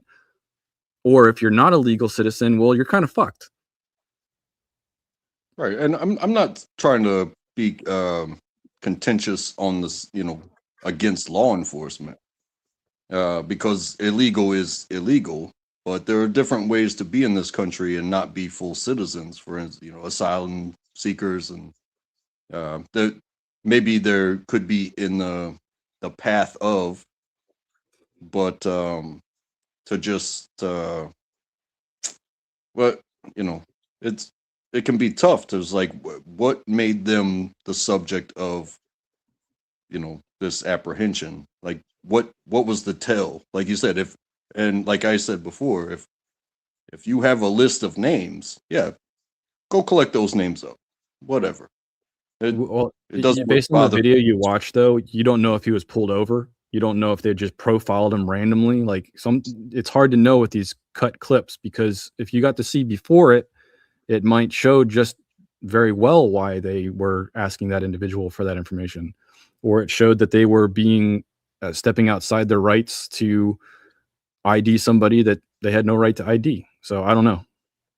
Yeah, and I understand that as well. Like, what we see from bystanders recording and hearing their commentary and their cut clips of it versus full body cam, and we don't understand orders that came down before said interaction went down either. So it can be very tough to see what we see online and just be 100% for or against. Right. I think what's most important is your freedom to question. Oh yeah, I'd say question. Yeah, anybody can question. I just hope they do it intelligently. All right, I'm gonna back, guys. For instance, I'll read the chat, but enjoy. Track. All right, take care. Have a good day with your son. Always. What's up with you? Oh, no mucho. I turned it on and saw you were up here, and you guys were talking about the mask issue as far as law enforcement is concerned, and the mix between Fed and state. Yeah, because my city just released, I guess ICE is coming here, so they just released their instructions to the city police, and we were talking about that. But ours does not have a mask requirement, so I guess Denver does. And I think this has come down before. Not so much, with the law enforcement aspect of it, but as far as the civilian aspect of it, is that civilians covering their face, that in and of itself, from what has been said before, becomes suspicious activity. And yeah, some places have mask laws where you can't mask. And I think that's absolutely ridiculous. If I want to cover my face, I cover my face. Well, if And you're this somewhere where it's not legal, you it risk it goes violating the it law. goes back to COVID, and it was like the restaurants, like public places. If you want to stay open, you have to post a mandatory mask wearing sign. It doesn't mean that people can't come in. It's just that they have to wear a mask, right? Um, and if you don't put the sign up and you don't enforce it, then they can shut you down. And they did that to places. They literally did that to places, saying if you don't wear a mask, you get shut down. So now they're saying you can't wear a mask because we need to have you identifiable. But is that not what IDs are for? And what public service is all about? Like, I come in, I request my documents, I show my ID, I sign my name, and I get my documents and I move on. Does it matter if I'm wearing a mask or not? It depends on where you are. Just like weed, some places you can smoke weed, some states it's still illegal. So what you can do in one state is a crime in another state. Well, that's even something that was brought up. I'm not trying to get off the subject, but you brought it up. Is there was they brought it up on the radio about a restaurant that posted a sign that said, if you smell, like marijuana, you can be asked to leave. And it became a racial issue. Because, certain people brought it up that it's like, oh, you're just saying you don't want us around here. Now, I'm a Caucasian, and I've been a weed smoker almost all my life, except for the past 4 years. And I've gone in plenty of places where it's like, bro, they're gonna know, bro, we smell so bad. But we were just stoners, just going places, doing things. If somebody said, hey, you guys stink, get out of here, like, just don't tell my mom, dude, kind of stuff like that. Just don't call the popo, man. I'm gone. It's not you people as in racial. It's, hey, man, you reek of weed. And if that becomes a problem for the establishment, it's a problem for the establishment. Like, I go to a place, it's a bar, there's a patio. People hang out there for hours upon hours, smoke their cigars, smoke their cigarettes. If one person lights a joint, the owner's going to come out and be like, hey, don't ever come back here again. It's not that big of a deal as far as offending people, but if he gets in trouble, he could lose his license, and then the business doesn't exist anymore, and then we don't have a fun place to go.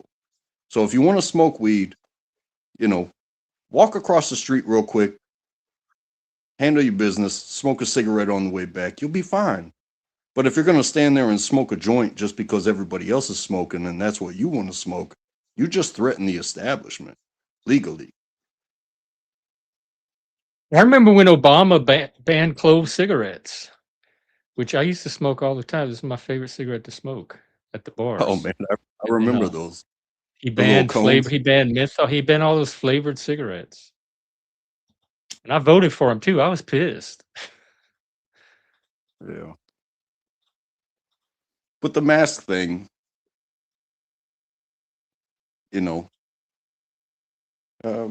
we saw people wearing masks while driving their cars all alone in the car because, they were told that they could possibly get sick.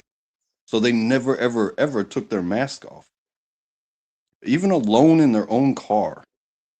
And there were places that you couldn't go unless you wore a mask. So what's wrong if,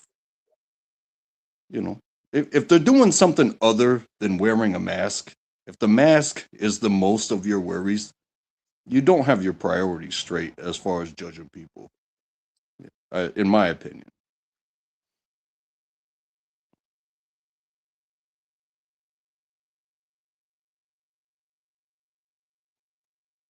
I'm pretty And legal, law abiding as long as I understand the reason for the rule and it makes reasonable sense. I don't need to pick a battle over every little requirement. yeah, me either.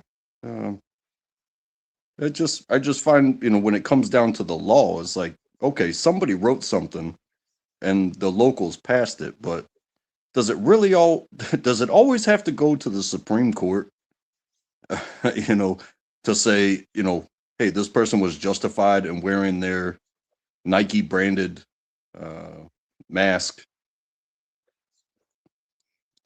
while waiting for the Yeah, bus? shameless. That's why Obama did it. It was something about it made it attractive to kids if you flavored the cigarettes. Like what kids are out there smoking clove cigarettes? The only people that even smoke there was one store in the whole town you could even buy them at, and it was the goths and the punks that even smoked them. Nobody else even bothered with them.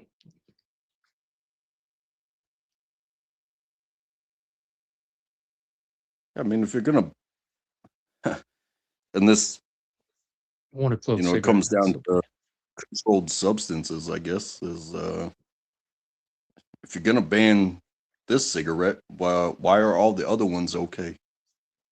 Right. Didn't Camel have all those different like Joe Cool, Joe Camel, whatever, had all those different flavors? I mean, they still to this day have well, again, maybe it's a state by state thing, but they have those crushes that have the little bead in the filter, so your cigarette, What is that? it's called a crush, and you light it up, and it's a normal cigarette until you break that vial that's in the filter, and then it becomes a menthol, or it could become like orange flavored or Oh something like wow. that. I'm looking at it now. I didn't even know these things. The crush ball. Flavor If you don't balls for crush cigarettes. if you don't crush it, it's a normal cigarette. But the moment you crush it, it releases the extract that You have then to the crush it by smoke hand gets filtered. or with your mouth? Yeah, it's in the filter. It's a little pinch of the finger on the filter. Oh. Yeah, It's Camel has a whole brand of Camel Crush cigarettes. yeah. I've never heard of these. Switch between non-menthol and menthol instantly. Oh, so when it's a regular cigarette until you want the flavor, and then you crush it and you get the menthol. It says 2 Right. smoking experiences in 1 cigarette. Well, that's the thing though. Um, is because it's a crush. Like once you crush it, you can't go back. That whole cigarette Right. that you're smoking will be that flavor for the rest of the cigarette. But some people might not want a whole I didn't like smoking menthol. I liked a few little drags here and there, but I didn't like smoking a whole menthol cigarette. So you could smoke it as a regular cigarette and then get a few hits of menthol at the end. Yeah. And I mean, that being said, preference is preference. I met plenty of people that weren't real smokers, but then there would be that, time where maybe they've had a few drinks, hanging out, partying, they get a little wild, and, they'll ask specifically for a menthol cigarette, and they'll light it up, take 2 puffs of it, put it out, and give it back, or put it out and just leave it, whatever. But they're not going to smoke a whole cigarette if they don't want to. But those 2 puffs, it was good enough for them. Yeah. That's the brand I used to smoke. The OPCs.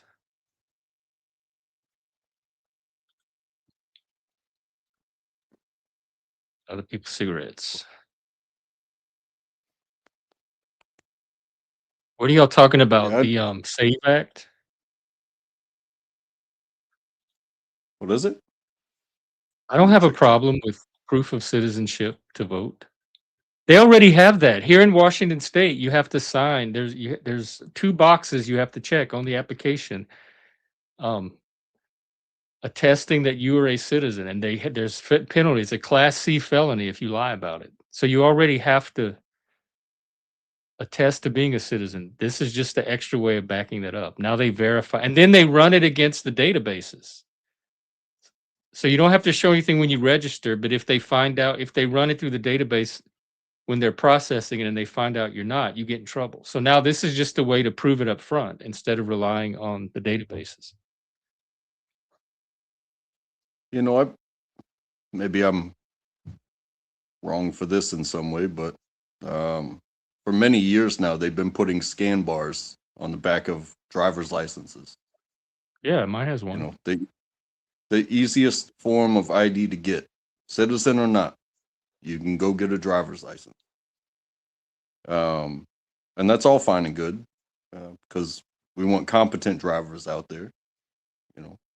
And you know, some people come from Canada. They're not U.S. citizens, but you know, for easy passport and identification purposes, without having to pull out an entire portfolio to prove that they're old enough to buy beer or something like that. Or should they get pulled over and prove to the police that they're legal, you know, they get driver's license. The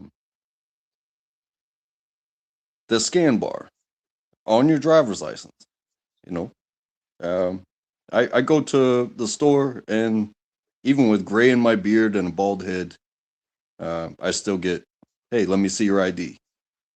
Because And they have to be seen on camera pretending to check ID. Some well, places. in some places, they'll scan it just like it was a product. You know, once that verification pops up, they won't even look at it. They'll just take it, scan it, and it'll say good, real. I never get ID'd. But you know, why would that be such a? If you have even just a state ID, not even a driver's license, but even something as simple as a state ID, that scan bar on the back could alleviate a lot of things. Just have something, you know. Is that so wrong? You know, I was always taught to always carry your ID. Anytime you leave the house, you should have your ID on you. Even before I was 18, when I was in college and I had a college ID, I kept that thing on me every time I left my dorm. I had that ID. So I'm just in the habit of making sure I always have an ID on me, just in case. It's prudence. Yeah, my mother did that with us. We didn't have state IDs until we got our driver's licenses, and well, at least our learner's permits. And my brother never kept his wallet on him for some reason. So then she would be like, "Hey, you know, do you want to drive?" You know, and he'd be like, yeah, sure." And she would say, "Well, let me see your ID." He's like, "Oh, well, my wallet's in my backpack, and my backpack's at home." He's like, "Well, then you're not driving." I made sure from the moment I got my learner's permit, I had my wallet on me every single day. Because if anybody said, "Hey, you want to drive?" Like, "Yeah, buddy. Try me." Yeah, that sounds responsible citizenship to me. And we actually did, even as a, you know, in our early 20s, a buddy of mine, he lost his wallet on the beach, 4th of July weekend. And that sucked. It was a big suck for him. But we went back to his house. He got other documentation because we wanted to go out. And we show up, and I show my ID. Everybody shows their ID. And he's like, "This is my birth certificate and my social security card." And the bouncer was like, "Yeah, no." And we're like, "Are you serious? Like, this is," he brought the documentation it takes to get a driver's license or a state ID or, basically anything. But it wasn't a driver's license. So, he had no way of verifying. So he didn't take it. Luckily, somebody turned his wallet into the local police department and we got it. But, even when you show up with real documents, private businesses, they're not exactly trained to deal with that shit, and they don't have to deal with it. If they don't see that driver's license with that hologram back, they do not care. Get out of here. Yeah, I've never really had any issues. Probably because I always had an ID to show. Yeah. Yeah, and like I said, I don't think I look anywhere close to being underage. But when I get carded, I pull it out. I cannot remember the last time I was asked for ID. Maybe when I lived in Seattle and went to one of the bars, maybe they carded sometimes at the door. I don't remember. That's probably the last time I ever had to show an ID is trying to get into a bar. I'm guessing. But then again, I don't purchase alcohol or cigarette. I don't purchase anything that needs IDs either. Right. It's sometimes it's just at the weed store. Yeah, you have to show it at the weed store. Yeah, you sure do. I just remember. Even to get into the weed store, you have to show it at the window, and then when you buy your weed, you have to show it at the cash register. Yeah, and also, like you said, even if you're not buying alcohol, if you go into a late night establishment, that requires you to be 18 over or 21 over, depending on what's going on. Even to get through the door, it may be a 100% requirement for that private business. Oftentimes it's an insurance thing, because if there's anything that happens or they get raided or there's a fire or something, then they need to make sure everybody in there has their ID to be legal. I mean, I can tell you like covering this. Their own ass. A friend of ours, well, a friend of mine and myself, we went to London on vacation, and like the heart of London, like right next to the bridge and everything. And every bar that we went into, like, we're both hat wearers, self-conscious about our heads, whatever. But we're both hat wearers. And, it was like, okay, ID, that's the easy part. But it was like, hey, you can't wear hats in here. It's like a thing in that part of town, at least, that you can't wear hats. So it was like, all right, well, I'll tuck it in the back of my pants. And me and my boy walked around with our ball caps just stuffed down the back of our pants for an hour or two. London. Oh, in England. Oh yeah, they're weird over there. That's what you get for leaving America. No, I'm just kidding. But again, that's private business. If dress code says shirt tucked in, you're not getting in with your shirt not tucked in. If they say must wear tie, must wear jacket, at our discretion. That's a good one too. At our discretion.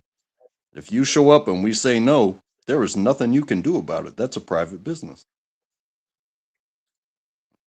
But this legality of must wear or not allowed to wear masks when it comes to being in public, I find that to be, I personally find that to be unconstitutional.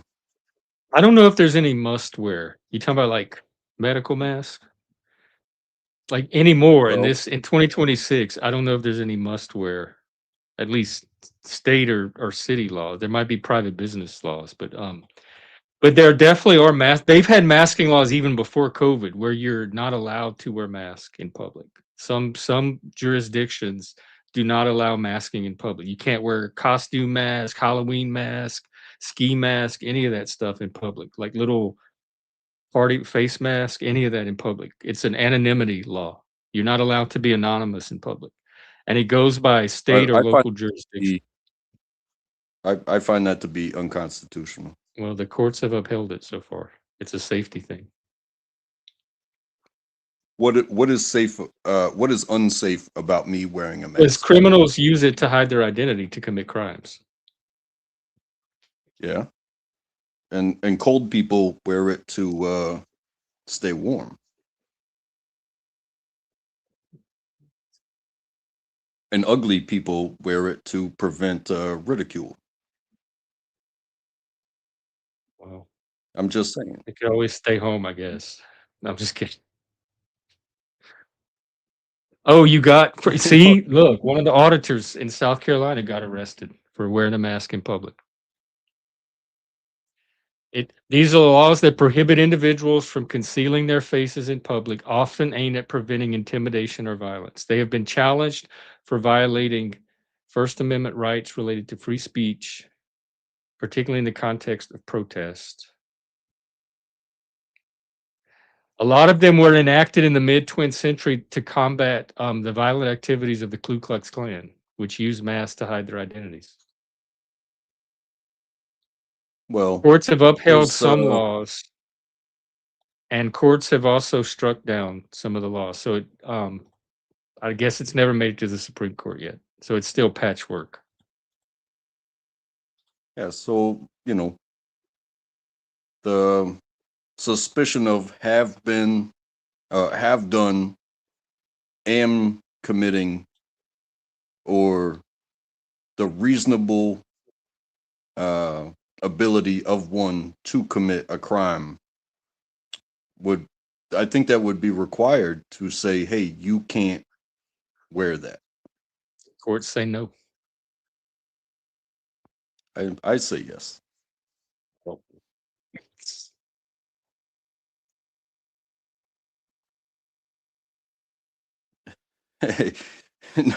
my argument is during COVID,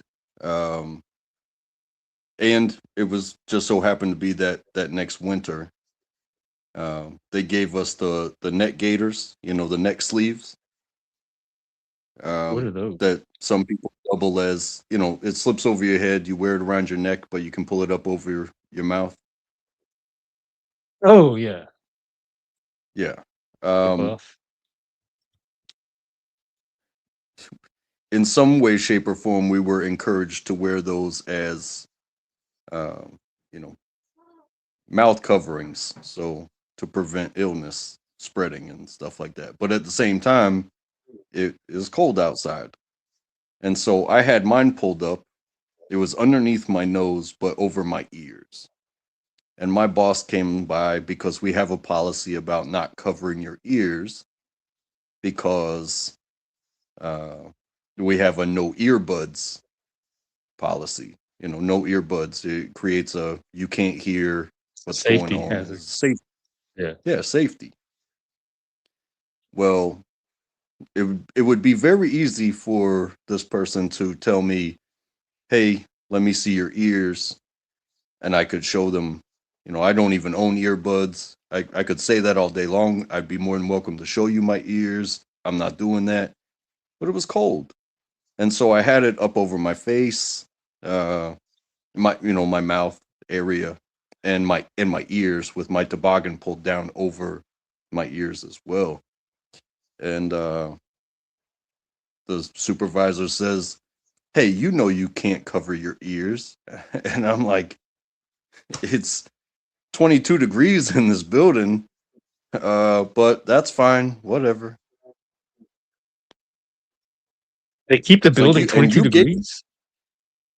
Well, it gets cold sometimes. Well, you sit in your also garage and colder temperatures than that, so. It also gets very hot in the summertime. So, you know,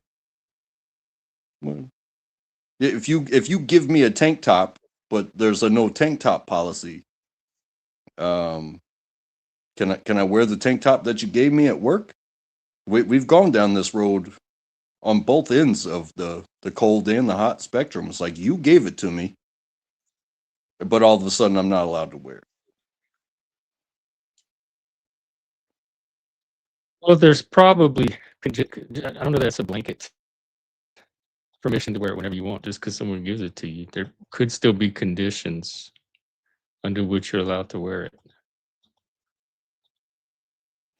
Well, if the condition to wear something over my mouth and my ears is the fact that it's cold, well, I think that, me personally, I think that that's what I was using it for, and I could prove that, and I did prove that, but I also was told not to cover my ears.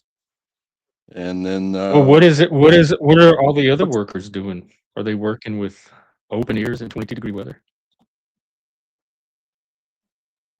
I mean, other people were doing other things. Most of which were wearing the exact same thing in some sort of similar fashion. But, I'm not going to argue. Just take it down. Pull my toboggan down. I'm still covering my ears. That's what I didn't get. Like, I'm still covering my ears. My ears are cold. But it was the wraparound style. Yeah. Welcome, new guests. Hell yeah. Yeah, welcome to the club. How are your ears today? No, I don't deserve applause. Well, you get it anyway. Everyone gets applause here. I have a confession. Uh-oh. Yeah. Go ahead. What did you sabotage this time? No, I just learned something about myself. May I share? Sure. I'm very suspicious when you're this polite. I learned that if I shenan once, I'll shenan again. Bada bing, bada boom. That was a fish attack. That sounds like a good thing to learn about yourself. I love shenaning and people that shenan. I think you should do it as often as you can. That was a good one. I'm going to steal that joke. Yeah, she put a lot into that setup too. I'm sorry she didn't stick around. That was the shenanigans, is not sticking around.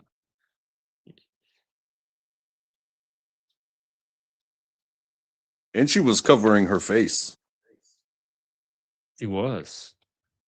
She was masking. Just like I'm doing right now. With her avatar. Yeah, how can you have an anonymity law in public? That'd be like having, like I said about the scannable IDs. Are you going to wear a barcode on your back so that way anybody can look you up ever? No, but you need to at least be able to see your face. What's that got to do with it? Because we all look the same. Originally, like it said, the KKK would wear white hoods over their face, and that's what a lot of these laws started from. They don't want people in public that you can't tell who they are. Some locales do not allow you to be anonymous in public. You have to be identifiable. I could understand public facilities, but like outside in public, I don't get that at all. That's what maybe I'm concerned about. It's like, okay, if I go into the post office, with a mask on? Or what if you walk into a bank with a mask on?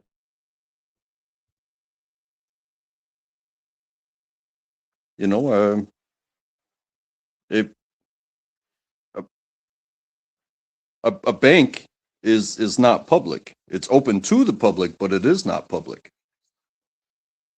Well, I think when these laws say public, they just mean like anywhere out, like when you leave your house. I don't know that they necessarily mean public property.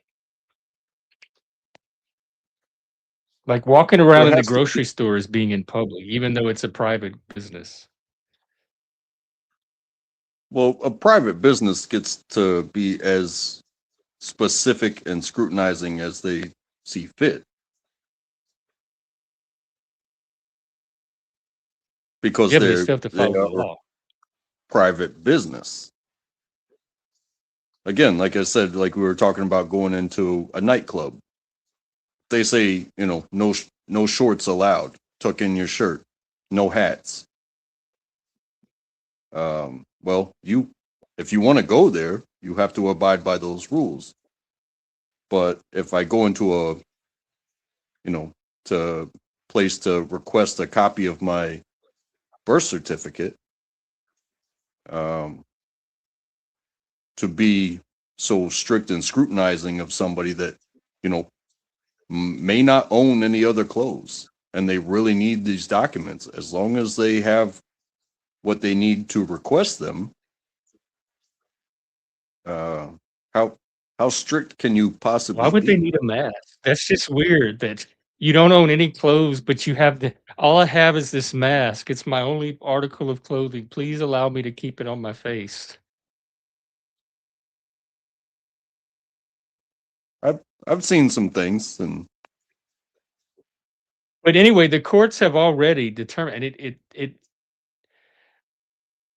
it hasn't gone higher than appeals court so far, but different courts have made different rulings. Some argue that you can wear a mask because it's freedom of expression and it's protected under the First Amendment, and some argue that it's a public safety issue and masks can be prohibited. So until it gets to the Supreme Court, it's going to be patchwork like a lot of our other laws. But there are good reasons for not wanting people to be able to hide their face in public. and there are good reasons for individuals to maintain their anonymity. Well, some jurisdictions think otherwise, and they have the right to make those laws. So far, according to the courts, just don't live in one of those places or don't visit one of those places. And a lot of them make And also, exceptions for things like Halloween and Mardi Gras and holidays where masks are part of the celebration. well, also, I think like what was brought up in the beginning of this was it the assistance of the local law enforcement to assist the federal government in their um, actions, right? That was part of what was said earlier. What did what was that called? You know, the ICE stuff. Yeah, because I think that's where we're going with this, and where it came from. But to think like if the federal government, the Supreme Court, has not ruled on masks, but the federal government goes into a jurisdiction that has ruled on masks, I don't think there's anything that local jurisdiction can do against the federal government agents from wearing masks. Well, they can try, and then it would make its way through the courts. Right, but that's not going That's to what stop them right now. No, that's what we were talking earlier about. You talking about the ICE law, like the things that the ordinances people are putting in place to try to thwart ICE? Right. Some of them are And trying to require federal agents to remain unmasked, but until somebody actually tries to arrest one of these agents specifically for a mask violation, we don't know what the outcome would be. It would be a risk because you're probably not going to win in court trying to do that. So I don't know if anybody's pushed the issue yet. In fact, let me ask. I honestly think it would maybe even be the federal agent that arrests the local police officer for trying to arrest them for a mask violation for interfering with federal investigation. But even that would have to be adjudicated. So as of now, there have been no confirmed reports of a local police officer physically arresting an ICE agent specifically for a mask violation. It's called a legal standoff. No side has pushed it yet. Denver, the order that Denver just put out is so far the most aggressive one yet, because the order specifically authorizes the police to detain agents. But we don't know what's going to happen because they just put it out. So ICE hasn't done their thing there yet. And they're finalizing something called the Safety and Transparency in Public Authority Act, which would make it a citable offense and potentially an arrestable one for any officer, federal or local, to wear identity concealing mask during an arrest. So currently they're instructed to document the masked agents, but not to immediately put them in handcuffs. But it does say the city is preparing for a test case in court. So the city might push Okay. it to the courts. So to observe and report at this point. And there is a federal law which makes it a felony to forcibly assault, resist, oppose, impede, intimidate, or interfere with a federal agent. So no, people are scared to cross that federal line and test it. It says local police chiefs are worried that if they arrest an ICE agent for mask violation, the federal government will arrest the local police officer for obstruction. That's why it's a standoff. I can see that.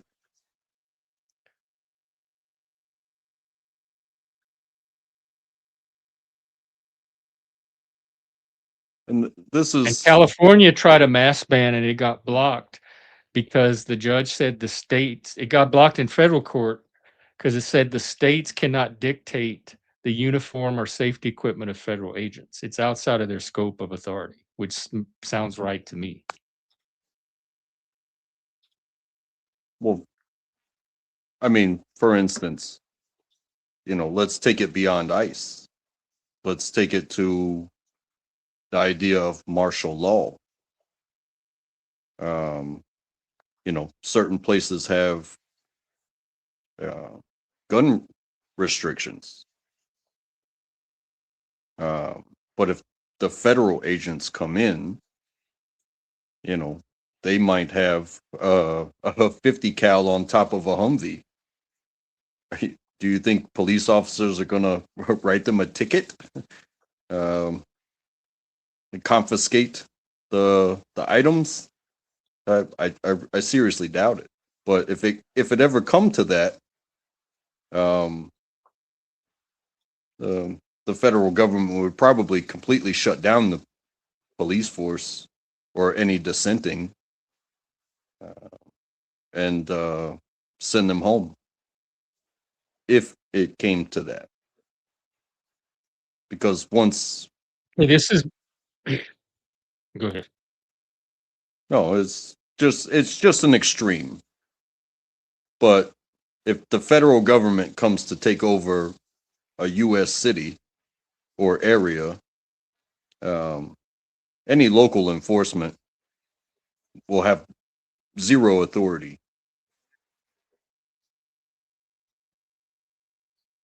I don't know what the rights and laws are there. Like, it's a jurisdiction issue and how much martial law overrides and all that. I think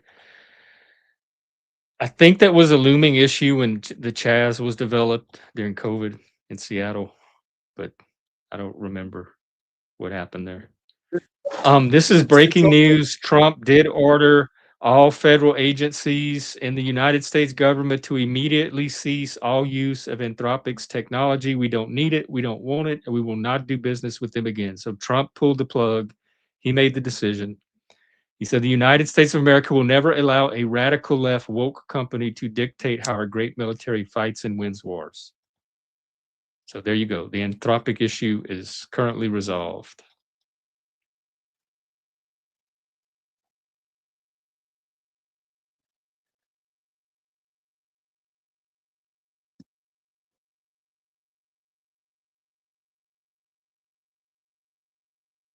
I don't know what Anthropic is.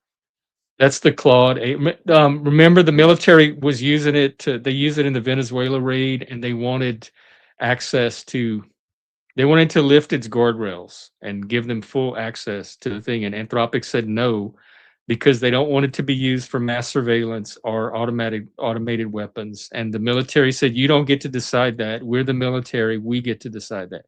And so Anthropic dug in. So did OpenAI, which is Charlie. They both dug in and said, these are our hard red lines. It's our AI. We're not going to let it be used for this. And the military said, well, then we're not going to give you the contract. We'll give it to somebody else. And that's Trump finally came in at the last minute and said, fuck them. We're not working with them anymore. And Elon said, well, y'all can use Grok.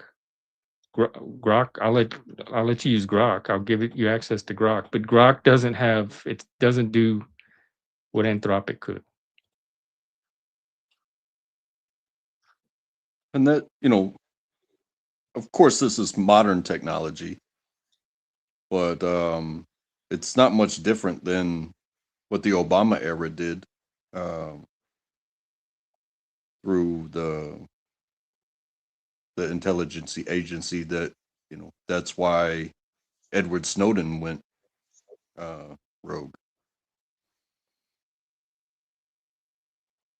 Because part of the issue is other countries are going to develop these AI-driven weapons, like robot drone armies, etc. And if we don't have if these AI companies are handicapping the U.S. ability to do the same thing and get up to speed with our enemies, then we're going to be at a disadvantage. We want to be the ones to develop these robot drone armies first and best. And so that's the argument for why the military should be able to override this.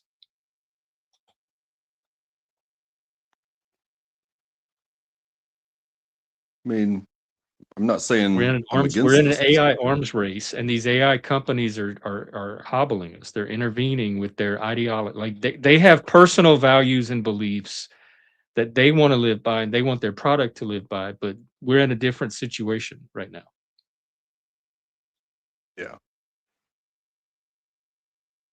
And I see it also as a bit of an ethics thing,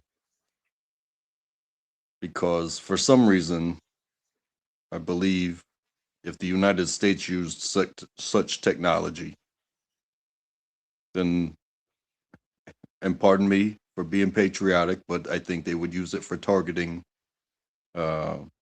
known bad people, actual enemies of the state. Whereas from what we've already seen, things that have gone down, this type of technology and information sharing in the wrong hands will say, hey, just take out whatever it is that you can hit and cause mass destruction and worry and stuff like that. So I think technology like that in the hands of Americans is different than in the hands of countless possible enemies.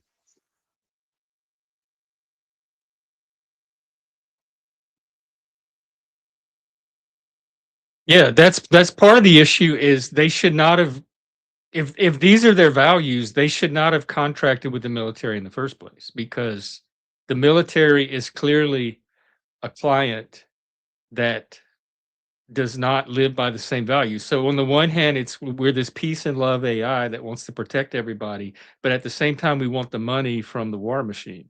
So they want it both ways. They want the military gravy when it benefits them, but then they want to do the peace and love stuff when the military doesn't do something that they don't like, does something they don't like.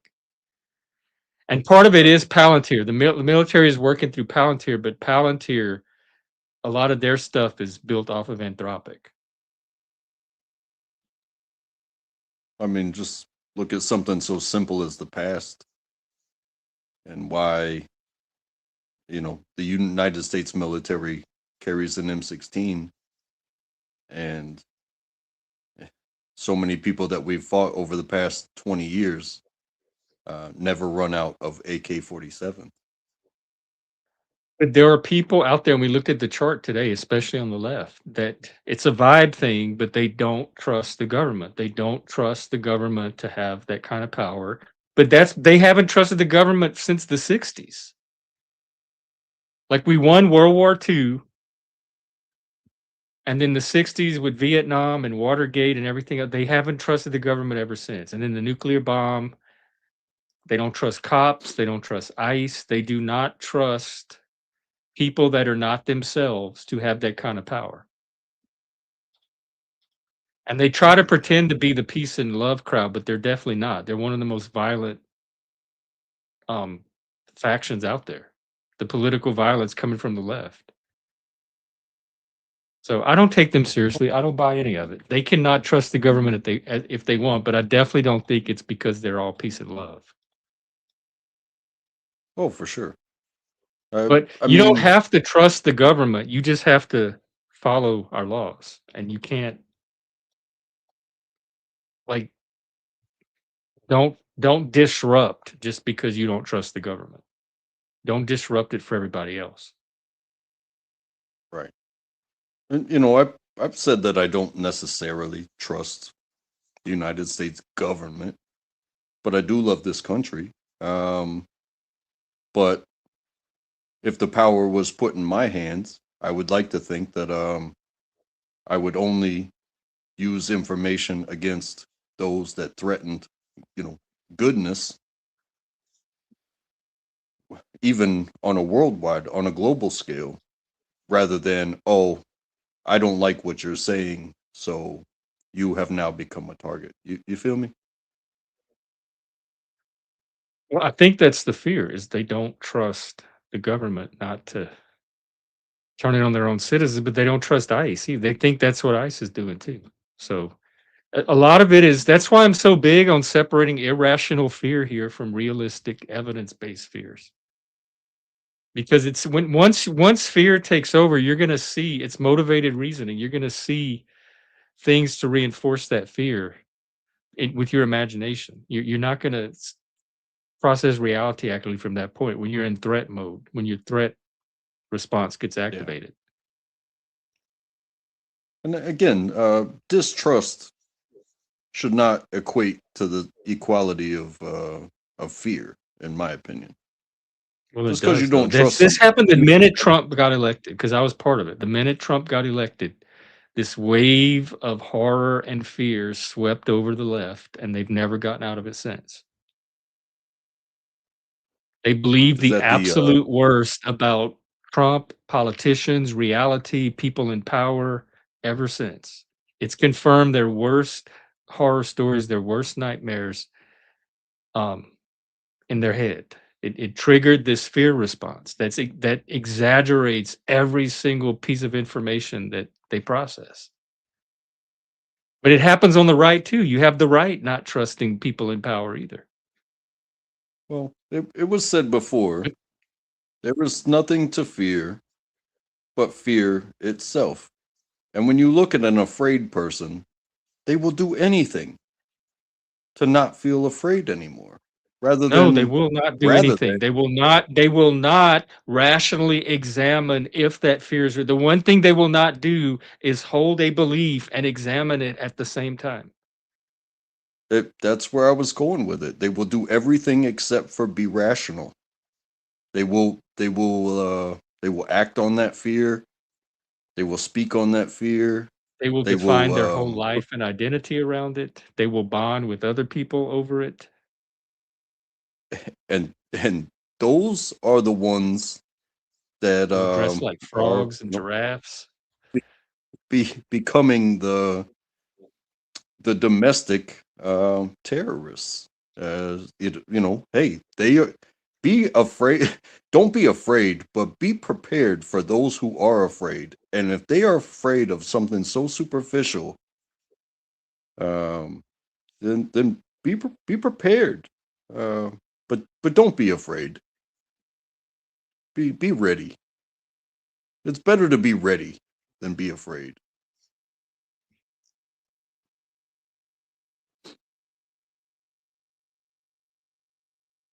I don't know what that was because he had trans panties and he was talking like Bobcat Goldthwait. I've been in prison. I just got out of prison, and that's all. People that are marginalized, that's just the taste of how they were treated. He was dressed like a giraffe with pink trans panties on. And that was the same event with the Frog Brigade and people in the audience with frog heads on. I have no clue. This is what fear is driving them to. This cringe that they're trying to pass off as creativity. I have to use the restroom. I'll be right back. All right. Well, let's check on the news while this was supposed to be the fun stream, but I guess we're doing the stupid part today. Trump moves to blacklist Anthropic. Okay. The headlines are just trickling out. And they're also going to declare Anthropic a supply chain risk. A penalty usually reserved for companies from adversarial countries such as Chinese tech giant Huawei. I remember that.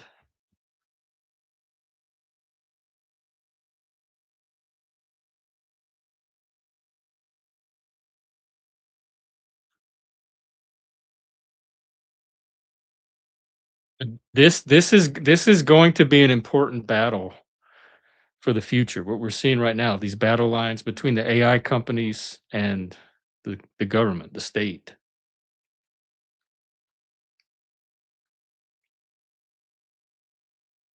I mean, who's ultimately going to be in control of this technology? I've never not seen it be the government.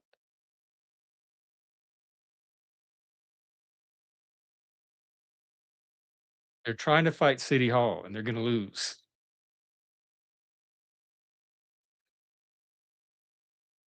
Which guy?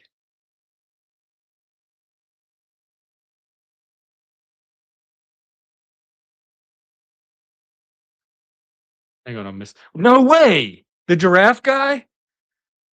Wait a minute. This this frog hole gets even deeper. All right.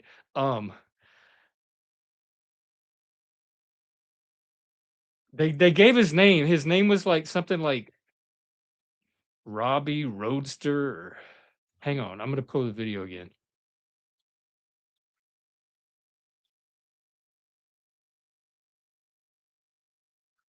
And this is out of Portland, which is just one state away from me. So if this is in Portland, there's probably frog brigades where I am. Maybe I can go infiltrate the frog brigade. Yo, they'll never know. I could get a frog suit, be completely anonymous, infiltrate the frog brigade. I guess I better stop talking about it right now if I plan to do this. I want to go find some local frogs. Okay, what is this dude's name? Robbie Road Steamer. Who is this guy? I don't even want to give him attention. Oh my, Rob Potillo, American musician, artist, film producer. He's not very talented. He appeared in 5 seasons of Quiet Desperation, which is a scripted online mockumentary comedy web show.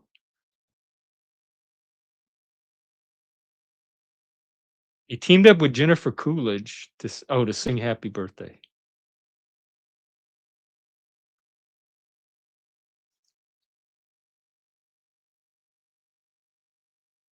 In October 2025, he was detained by ICE while performing at a protest. He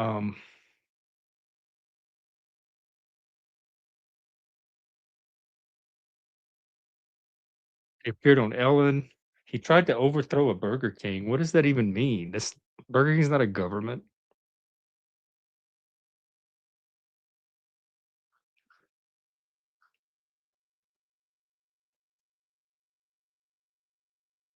What is this? That giraffe guy, he's like this activist, comedy artist, writer, director guy, a musical comedian. This is so silly. This is so. And I he's don't know. linked I to can't get Don over the Lemon. cringe of it. This is worse than the American Idol auditions. I know. I was thinking about that. Fortunately, they're broken, so the frog suit is safe. I just need to figure out how to acquire a frog suit.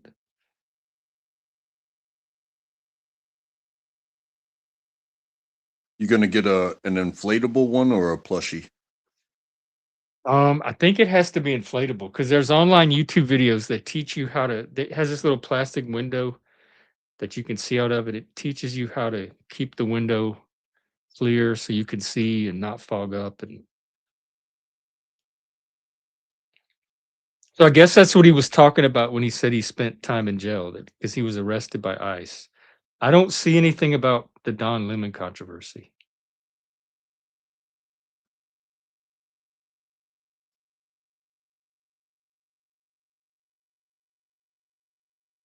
You could always make your own. I think it has to be one of these Frog Brigade costumes. Let me check their website. How to Frog. The Inflatable Resistance Handbook. Download our How to Frog kit. Okay. Let's see. Grab your friends and create your own brigade of whatever whimsical. I can create the Antler Brigade and pass it off as a counter Frog Brigade. But then I'm getting pulled into their stupid little like frog hole of not very creativity. Dressing up is The one Attorney thing. General on the importance of the Frog Brigade. No, I think my Antler Brigade is way. I would like to see people support that.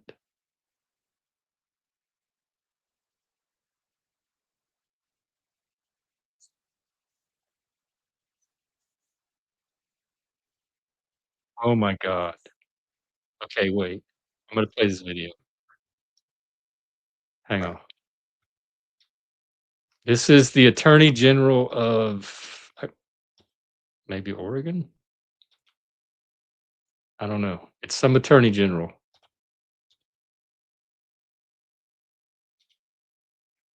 I'm sorry I even discovered all of this. And so the question was, what gives us hope on this world? And there's so many. You're man-spreading, sir. One of the things is exactly what A.G. Ellison has in his lap right there. And it seems silly, right? But that, to me, is symbolic of who we are as Oregon, right? It was an incredible moment for this state. When we had Oregonians line dancing, oh my God, outside of a nice facility, only Oregon does that stuff. How do these that people in with California, the Hawaii, Maine, or Minnesota? Hell no. This is what we stand for. Y'all, this is what it's like. This is what blue states are like. We go West out there and we Coast, peacefully protest, and we talk about the things, and we talk about what we want our state to look like, what we want our nation to look like. That's why I'm proud to be in this state. That's why it was important to me when I was in Cargo, again, plug to Cargo, go there, that I bought those hats for these AGs, because this is the moment in time that we all share right now. That gives me hope. Oh my God. Well, wait till you meet the Antler Brigade. You're going to love us. Oh, wait. There's more. Oh my God. This is Keith Ellison. Fuck. How do I fast forward this?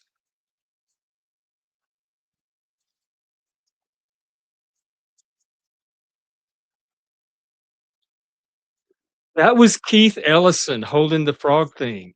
And then, hang on. I stopped it too early. Line dancing outside of an ice facility. Only Oregon does that stuff.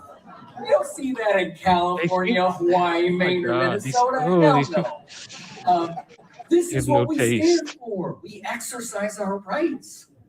We go out there and we peacefully protest, and we talk about the things, and we talk about what we want our state to look like, what we want our nation to look like. That's why I'm proud to be in this state. That's why it was important to me when I was in Cargo, again, plug to Cargo, go there, that I bought those hats for these AGs, because this is the moment in time that we all share right now. That gives me hope. Why? And what I mean is, if I started singing "Mother, Mother," Don't copyright me, dude. you know, you would know. Oh, that's like the '60s. That's Marvin Gaye. That's, you know what I mean? And if I said, "Ain't gonna let nobody turn me around," you say, "Oh, that's the Black Civil Rights Movement in the South," right? Never even heard of Every that. great movement needs an aesthetic, friends. Right here, baby. I got you aesthetic. And, Well, and what is it? I promise that. I'm not here to.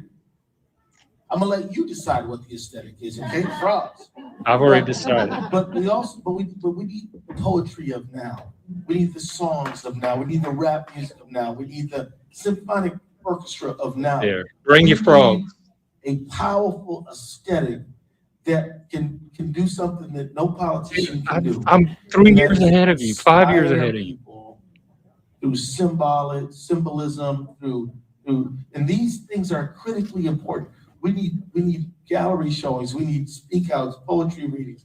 These are very important. And so we need you all to do that. Some of you are doing it, right? But let's do more of it, right? We're already doing that. He's behind the times as always. I've been doing all this shit for years. Oh, Pepe was a different movement, right? Hang on. All right, I'm motivated. I'm inspired. I'm reading the Frog Kit. Peaceful, playful, and prepared. Inflatable costumes disarm aggression. They don't make people want to punch you through the suit. They invite cameras through absurdity. Good. This is a way for me to get my antlers out in public. I'll just tell them I'm some sort of political activist group. Well, they also create anonymity.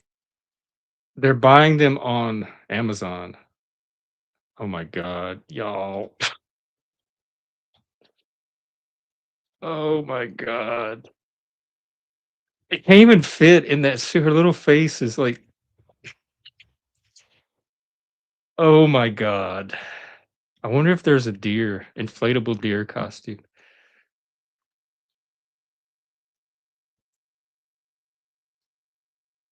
Hey, hang on. Just get the inflatable, like where you stand on your own feet and you're inflated to make it look like you're riding a horse, and then put your antlers on the horse.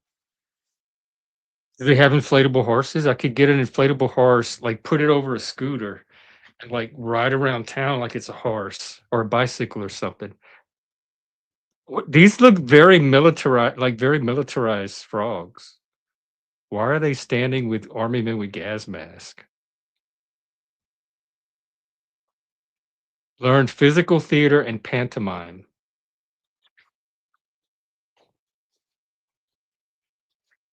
I could do this. I could do this. Develop a friendly mascot presence, not aggressive or angry. This sounds so. Oh, I can't do this part of it. Oh my God, this is the amount of effort they put into this. I have to commend them. Town halls and community gatherings, ICE facilities, detention centers. Build community resilience by selling place frogs at restaurants, cafes, or small businesses. What if they do? What if you release like a bunch of live frogs, like in the Bible, just all over the city? Stay in the background. I'd have a hard.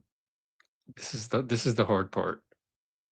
Be respectful and additive. Be additive. Use a positive tone. These people are so. This is so performative to me. Chemical agent response. Oh my God. Legal safety phrases. Am I free to go? I wish to remain silent. I do not consent to this search. I want to speak to a lawyer. Someone had to pose for these pictures. Oh my God. There's also a common phrase that's speak when spoken to. So if you're just going to be a frog that's there, You are. I feel so alone. I feel like the lone antler boy. I need my antler peeps. You could be a bit of a centerpiece, but the moment you take action, there is an equal and opposite reaction. That's me. That's seen and heard. That's a good one. I might do because these light up. I could take them out at night. They would glow, and I can make some kind of sign. I could live stream and I could say, "Hey, I'm on YouTube. I'm doing a political action thing." They don't have to know what the they don't have to know I'm not. They're just going to assume I'm on the left. Nobody on the right would walk around this place looking like this. And I'll infiltrate. I'll be a mole. I'm very, very inspired. I just hope that none of them are watching this YouTube channel. Okay, my creative juices are flowing because I can definitely outdo these people. I got my little Baphomet. I could take him with me. I have my Mardi Gras shit. Oh my god, I have my beads that light up. Antlered advocates. The Antler verse, the Antler Brigade. We're starting this. I've been wanting to do this. I can make it part of my road trip. Oh my god. I can get little antlers for my car. They have them. They have reindeer things you can put on the sides of your car that stick out of your window. I'm in my zone. I'm gonna have to get me some antlers. I've spent enough time here. I'm gonna have to get my antlers. You can be our first honorary member of the Antler Brigade, and we can do some kind of little ceremony to like induct people. Hey, Skip, I gotta get my food. You can be like our fish wing. You could be like the female, like the honey badgers, except for fish. Oh, they'll love it here. They'll definitely think I'm on the left because all the Satanists here are woke. I can infiltrate the Satanist groups. I can infiltrate the Frog Brigade. All right, I might go shopping this weekend. You do? Maybe I should I should get some of those too. Well, that's good that you have a pair already.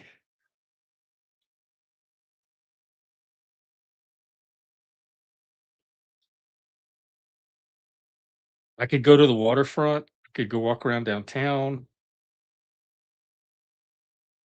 I need to make some kind of sign though, so they'll know what I'm about. And it would be nice to have like one or two other Antler people. Yeah, I could get the GoPro card. I'm motivated at least. So these frogs have at least lit my fire. They're doing good work, those frogs. They're mobilizing people.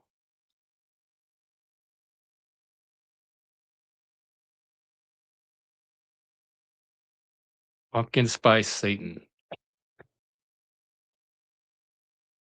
These are foam. The other ones are plastic, the ones that broke. And the antlers themselves are intact. Hang on. The antlers are intact. I just got to find a way to get them on a different headband, and then these are perfectly usable. What do you mean no?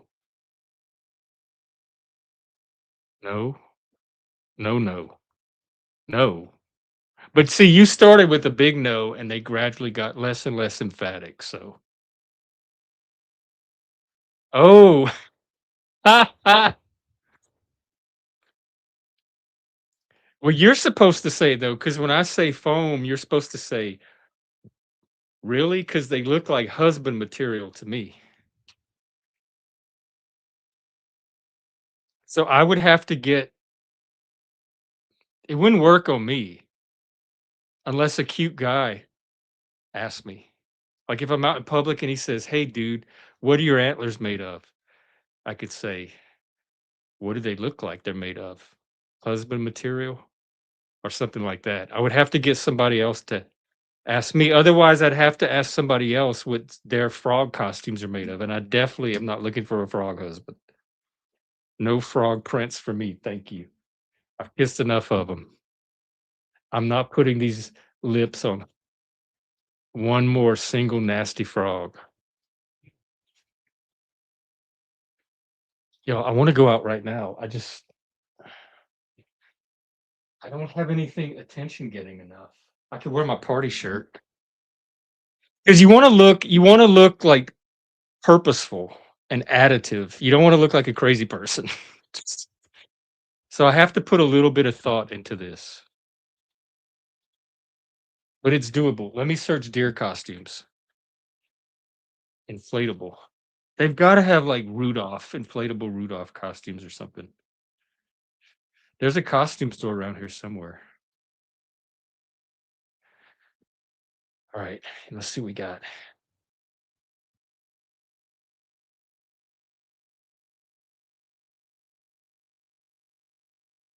No, they have an inflatable horse that I could ride.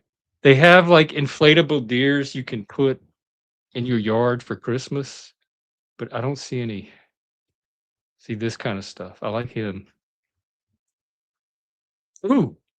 Oh, that's the elf. No, that's to put in your yard. Wearable, maybe? How about you spell it right? Yeah, that. Oh my God!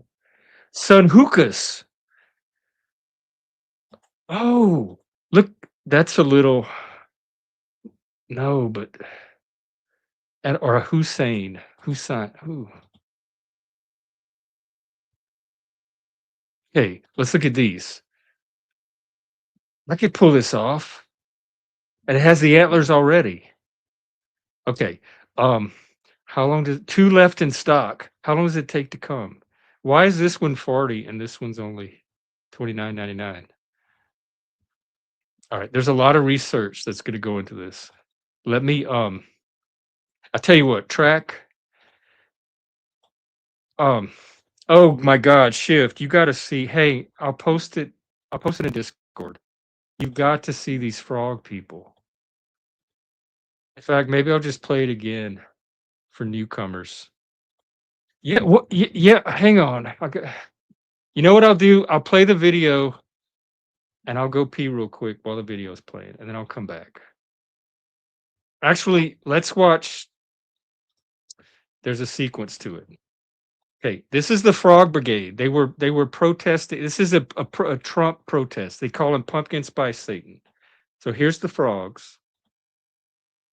I'm a mother. I'm a physician, and I have a flag. And I am the proud representative for Oregon's 3rd Congressional District. Yes, thank you. Look, see, people have their little frog hats on. And tonight, I defy Trump and his authoritarian project. This is an anti-ICE, anti-Trump movement where people dress in inflatable frog costumes. So I want to create the Antler version for the right. And that is Portland, Oregon, is where this all comes out of. But it gets worse because watch these ridiculous people. This is what I'm competing against. This is my competition. No pueden encarcelarnos a todas. No pueden encarcelarnos a todas. And that's the giraffe guy with the trans panties. No pueden encarcelarnos a todas. Imprison us all. Hey. She said imprison us all. What is this? I think I did okay. You did amazing. Yes. You get an A. I don't give grades though. We just go on vibes, and the vibes were immaculate. And the vibes were immaculate. I got better vibes. I promise I got better vibes than this. I think this is my calling. This is my moment. Oh my God. Okay. People are posting stuff in Discord. Costume material. We're starting a movement. We're starting a movement, a counter movement, but it's still movement.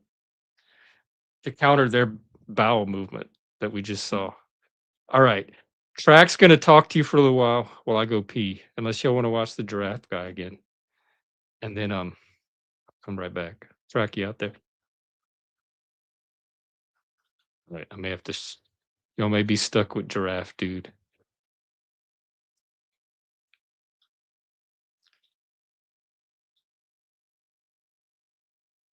Okay, this is what I'm up against. I'm fresh out of an ICE prison in Minneapolis. I've been arrested 3 times by ICE over absurdity, over us being ourselves, over me singing songs like, "Hey, Mr. Tangerine Man, get rid of brown people for me. I'm Aryan white. There ain't no place I'm going to." And then all of a sudden, he's not ready for primetime player ICE agents with 2 weeks of training come after me. I got arrested in Portland. I got arrested in Minneapolis in the last 3 weeks twice. But they can't erase a movement, all right? What I went through is 1/1000th of a lot of marginalized people and what they have to go through in those ICE detention centers. And I want to tell you something right now. There's an announcement. Pumpkin Spice Satan is making his way to the State of the Union. So you know what we're going to do? We're going to rev up the show right now. We're giving out prizes. We're going to have bingo. We're going to storm the White House with love and compassion.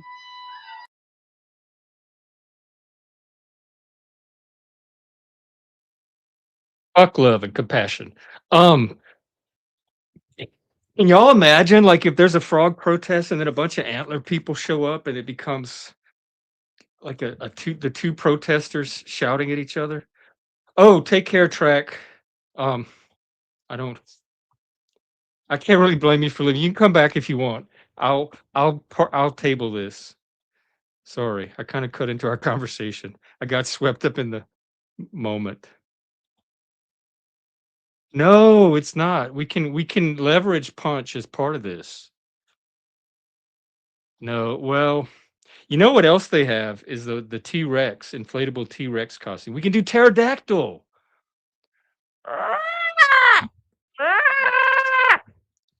The pterodactyl brigade with antlers. I don't know. I have all kind of inspiration coming in.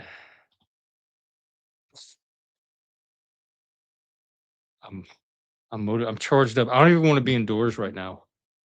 I want to be out doing something. Hey, I think the first step, in addition to costume, is and sign messaging, is finding other people, organizing, finding other Antler people out there. And if I get 2 or 3 of us, that's all it takes. 2 or 3 of us. Rosa Parks did it with 1 person and 2 butt cheeks. 2 or 3 people go down to the waterfront with our costumes and our signs. Body paint, you think? I don't know. You said I look like the Silence of the Lambs dude. I don't know if I want to rely on just my body. I think I need something to soften it for people. You know, like God on the mountain, he had to hide behind a cloud or a bush. He couldn't just fully come out and show himself. I need something like that. I need food too. Maybe I'll go get a Whopper. Burger King inspiration. Because here's the other thing, Shift. That guy, the giraffe guy, he's this like comedian activist, and he tried to take down a Burger King. He wanted a Burger King overthrown for some reason that I haven't figured out yet. So maybe I could like partner with Burger King to represent their side of it. Oh shit, I did not. I keep forgetting the pineapple. Because every time I'm in the fruit section, I'm locked in on apples without the pine. And I never think about the pine apple. I need to train my brain. Pineapple, pineapple, pineapple, pineapple.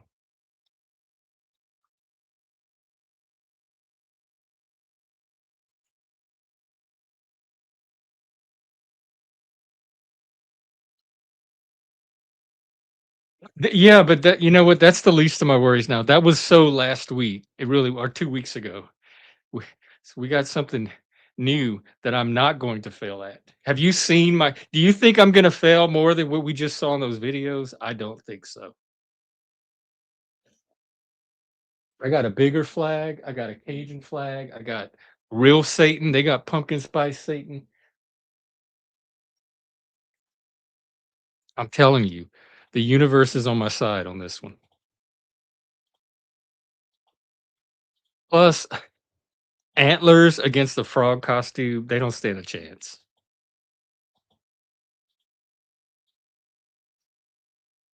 Goodbye. Don't come over here with that crap.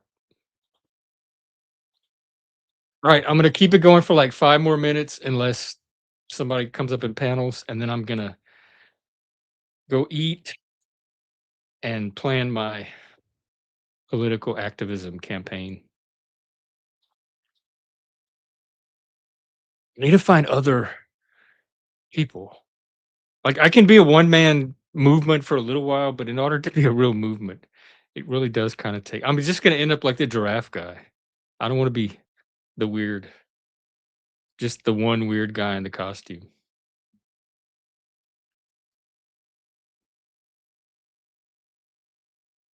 Alright. What can we wrap up on? And, hey, here's the other thing, ICE is supposedly coming to our city because the mayor just put out all these orders to mobilize people against ICE.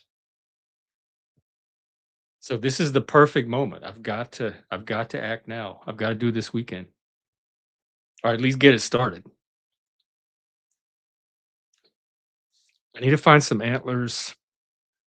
Go costume shopping. I'll hit the craft stores. All right.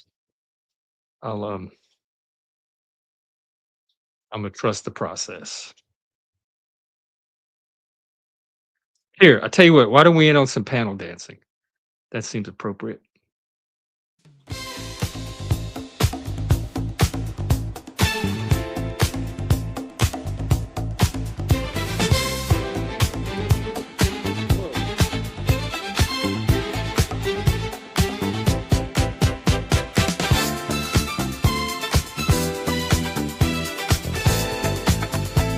Plus, I can dance better than any one of those frogs. Definitely better than that giraffe. Dude.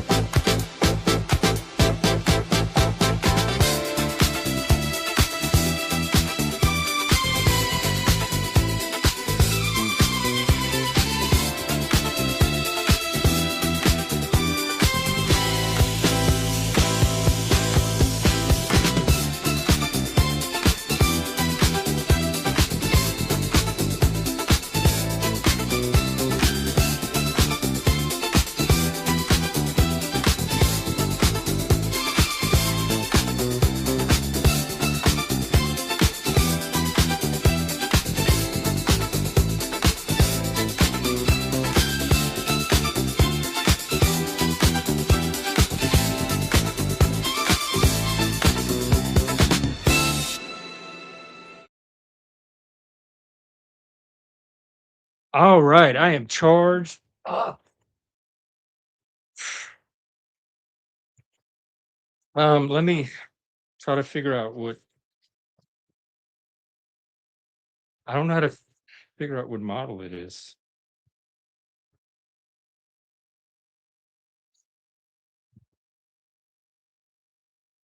It's a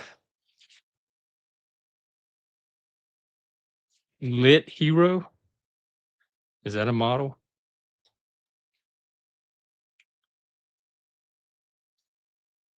That's what it says in the booklet.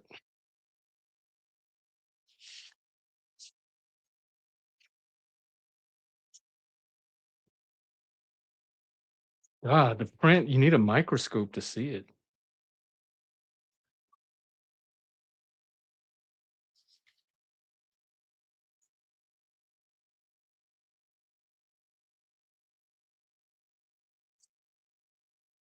That's all it says is lit hero.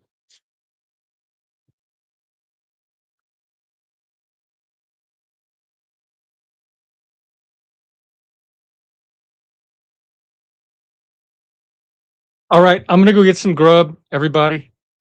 I may be out tonight. I may be out tomorrow. Honestly, I don't know where I'm gonna end up from here. I'm riding the wave.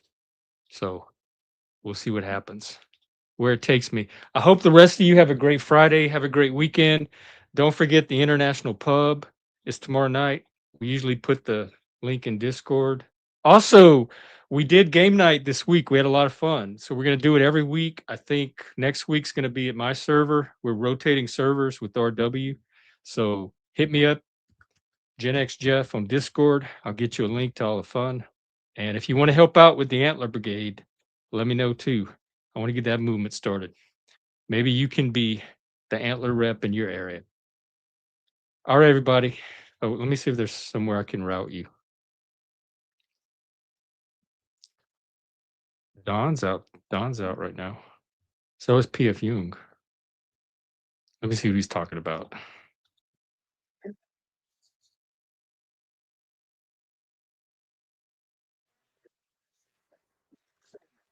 I'm going to redirect you to either Don or All.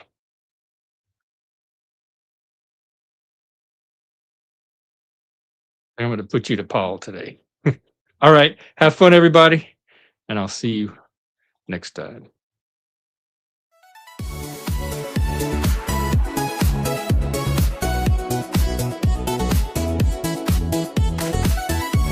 Go do something fun today. At least be better than a frog or a giraffe.